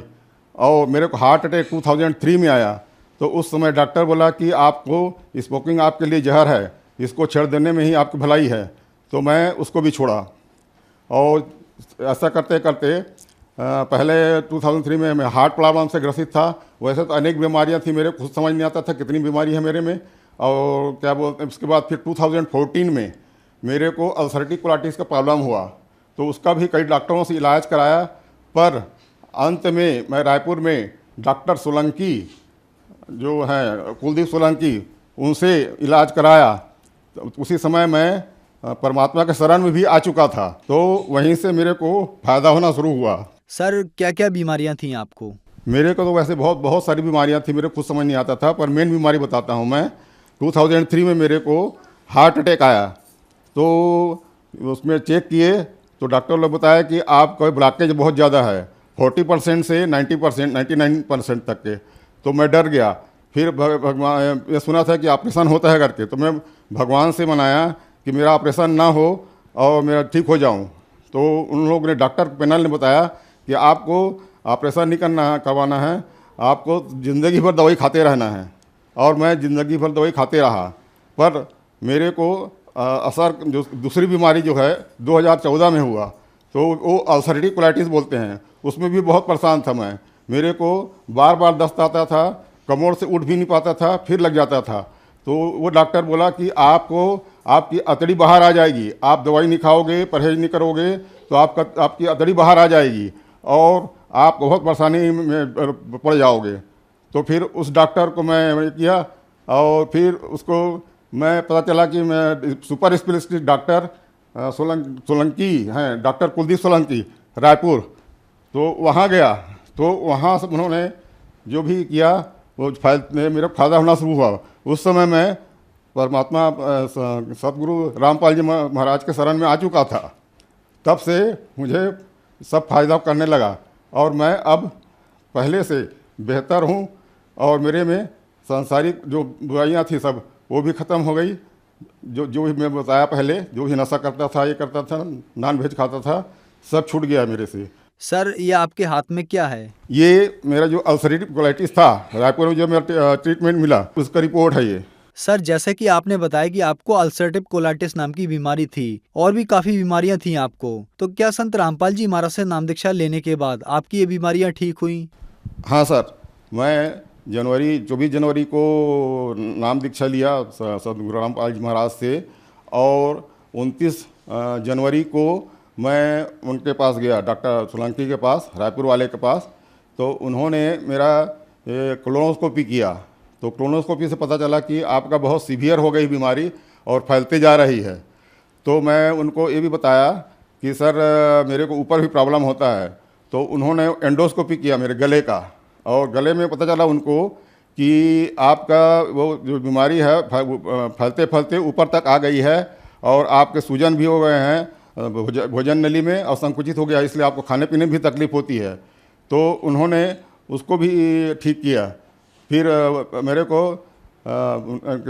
ये जो चमत्कार जो लगता है मेरे परमात्मा सदगुरु रामपाल जी महाराज का ही लगता है, क्योंकि उसके पहले मैं बहुत परेशान रहता था, उनके कारण ही मैं ठीक हो पाया। मैं इतना भावुक हूँ कि मैं बोल नहीं पा रहा हूँ। मैं उनको उपकार कैसे भूलूँ, मेरे सदगुरु परमात्मा रामपाल जी महाराज का। तो उसके बाद ये कोलोनोस्कोपी से ये पता चला। फिर ऊपर का प्रॉब्लम के लिए उन्होंने बोला कि आपका एंडोस्कोपी करना पड़ेगा। तो इधर गले का, छाती का एंडोस्कोपी किए उन्होंने, तो पता चला कि आपका तो बहुत भयंकर फैल गया बीमारी, और ऊपर भी आपको खाने में तकलीफ होती होगी। उन्होंने बहुत सही पता लगाया।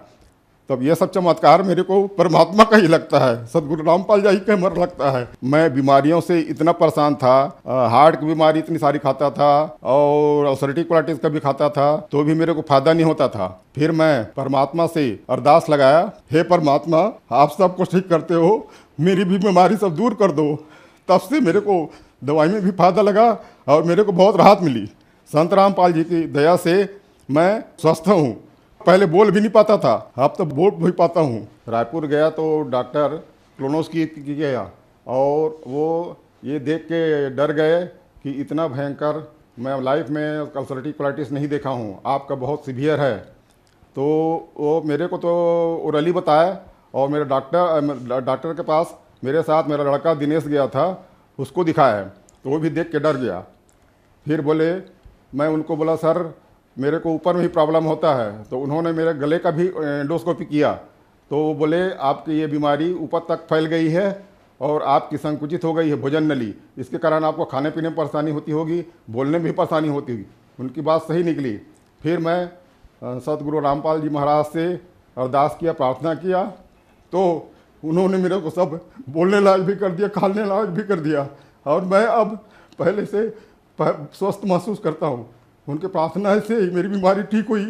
ये मेरा एंडोस्कोपी किए, जो कि उसके खराबी जो है गले की पता चलती है, तो छाती और गला में उनको पता चला, और वो बोले आपकी ये बीमारी फैलते फैलते ऊपर तक आ गई है और आपकी भोजन नली बहुत ज़्यादा संकुचित हो गई है, और ये मेरा एंडोस्कोपी रिपोर्ट है। अब मैं सदगुरु रामपाल जी महाराज की दीक्षा लेने के बाद, नाम दीक्षा लेने के बाद, मैं अब पूर्ण रूप से स्वस्थ महसूस करता हूँ, और मैं सांसारिक कामों में भी कर सकता हूँ।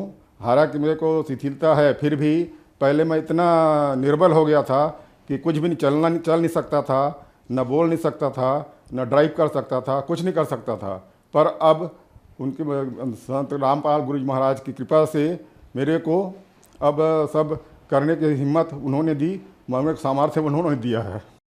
सर, आप इनकम टैक्स विभाग में एक ऑफिसर के पद से रिटायर हुए हैं, और डॉक्टर्स ने आपको बताया कि जो आपको अल्सरेटिव कोलाइटिस नाम की बीमारी है, ये बहुत ज्यादा हो गई है। तो जो बीमारी डॉक्टर ठीक नहीं कर पा रहे हैं, वो संत रामपाल जी महाराज ठीक कर रहे हैं। आज के वैज्ञानिक युग में लोग कैसे इन बातों पर विश्वास करेंगे? क्या लॉजिक है इसके पीछे? जी, इसके पीछे ये लॉजिक है कि जो भी सांसारिक बीमारी, लाइलाज बीमारी भी, उनके मंत्रों में इतनी शक्ति है, संत रामपाल गुरु जी महाराज के वचनों में इतनी शक्ति है। जो नाम देते हैं, नाम मतलब मूल मंत्र देते हैं जो परमात्मा कबीर जी का, और उसी नामों में इतनी शक्ति है कि वो लाइलाज बीमारियों को भी ठीक कर देती है। सर, जैसा कि आपने बताया कि आप ब्रह्मा कुमारी पंथ में थे, ब्रह्मा कुमारी पंथ वाले भी नाम देते हैं, उनके नाम से तो आपकी बीमारियां ठीक नहीं हुई, लेकिन संत रामपाल जी महाराज से नाम दीक्षा लेने के बाद आपकी सारी बीमारियां ठीक हो गई। क्या कारण है सर? जी, उन लोग नाम नहीं देते, उन लोग सिर्फ ब्रह्मा को ही मानते हैं, ब्रह्मा ये सब है, और शिव बाबा को मेन मानते हैं, मेन भगवान मानते हैं। पर वो लोग उनको मुरली बोलते हैं, उनकी जो भी शिक्षा है और वो जो बताते हैं वो भी प्रेत बाधा ही लगती है मेरे को, क्योंकि जो उनका प्रमुख है ब्रह्मा कुमारी का, वो उसमें प्रेत आता है और वो जो बोलता है वही इन लोग सब संसार को बताते हैं। पर वो नाम नहीं देते एक्चुअल, वो भी भटक रहे हैं, वो भी दूसरे भगवानों को मान रहे हैं, जो कि असली परमात्मा कबीर जी जो हैं उनका नहीं है ज्ञान, उनका ब्रह्म को ही मेन मानते हैं और शिव बाबा को मानते हैं। इसलिए इसमें फ़र्क है। और ये यथार्थ असली सच्चा ज्ञान ये परमात्मा कबीर जी का है, जो कि उसी मतलब मेरे सदगुरु रामपाल जी महाराज के रूप में आए हुए हैं कबीर जी, वही बताते हैं, वही में बहुत पूरी शक्ति है और पूरे विश्व में वो सबको अपने परम आत्मा को सबको ठीक करेंगे। सर, जैसा कि आपने बताया कि आप कबीर परमात्मा को मानते हैं, लेकिन आज तक के इतिहास में संत कबीर जी संत रूप में विश्वविख्यात प्रसिद्ध हुए, आप कबीर साहब जी को परमात्मा कैसे कह सकते हैं? मैं भी संत रामपाल जी महाराज का सत्संग सुन के ही, क्योंकि वो वेदों से, गीता से, जितने भी सदग्रंथों से है वो खोल कर बताते हैं कि ये देखिए यहाँ प्रमाण। और 600 पहले कबीर परमात्मा खुद आए थे और उनके बातों में भी विश्वास नहीं करते थे, क्योंकि आजकल के पंडित लोग जो नकली गुरु हैं वो सब काल के भेजे हुए हैं और उनका ज्ञान अधूरा ज्ञान है, भ्रमित ज्ञान है, उससे कोई कल्याण नहीं होने वाला है। कल्याण होगा तो सिर्फ संत रामपाल जी महाराज गुरु जी के वचनों से होगा, उनके शरण में जाने से, उनके नाम लेने से ही होगा, उसका और कोई इलाज नहीं है। आपके कहने का मतलब है कि संत रामपाल जी महाराज ने प्रमाणों से सिद्ध किया कि कबीर साहब ही भगवान हैं। तो जो श्रद्धालु आज आपको देख रहे हैं उनको आप क्या कहना चाहेंगे? तो मैं इसी आधार पे मैं परमात्मा का संदेश तो क्या देता हूँ, मैं अपने सदगुरु जी की तरफ से उनका जो संदेश ये बोलते हैं, जो कृपा बरस रही है, वो साक्षात कबीर जी मेरे संत रामपाल जी महाराज के रूप में आए हुए हैं, और जिनको ये भोली आत्मा विश्वास नहीं करती और उसके शरण में जाने के लिए हिचकती है, जब ये उनको यही समझ के आएंगे तभी सब आत्माओं का कल्याण होगा। जो मानव रूप में आए हैं तो उनका कल्याण सिर्फ सदगुरु रामपाल जी महाराज के शरण में जाने से ही और उनके नाम दीक्षा लेने से ही होगा कल्याण। ये आत्म कल्याण करना ही मानव जन्म का मुख्य उद्देश्य है, ये भी वो बताते हैं। सर, संत रामपाल जी महाराज से नाम दीक्षा कैसे ली जा सकती है? संत रामपाल जी महाराज से नाम दीक्षा, उनका जो सत्संग आता है टीवी पे, उसमें नीचे पट्टी चलती है जिसमें नंबर दिए रहते हैं, उस नंबर पे आप फ़ोन करके आप अपना नाम पता वगैरह दें तो आपको उनका क्या है, जगह जगह हर जगह नामदान केंद्र खुला हुआ है। तो अब तो अभी जितने भी नाम लेना चाहते हैं गुरुजी रामपाल जी महाराज से ले सकते हैं और अपना आत्म कल्याण कर सकते हैं। धन्यवाद सर। Thank you sir.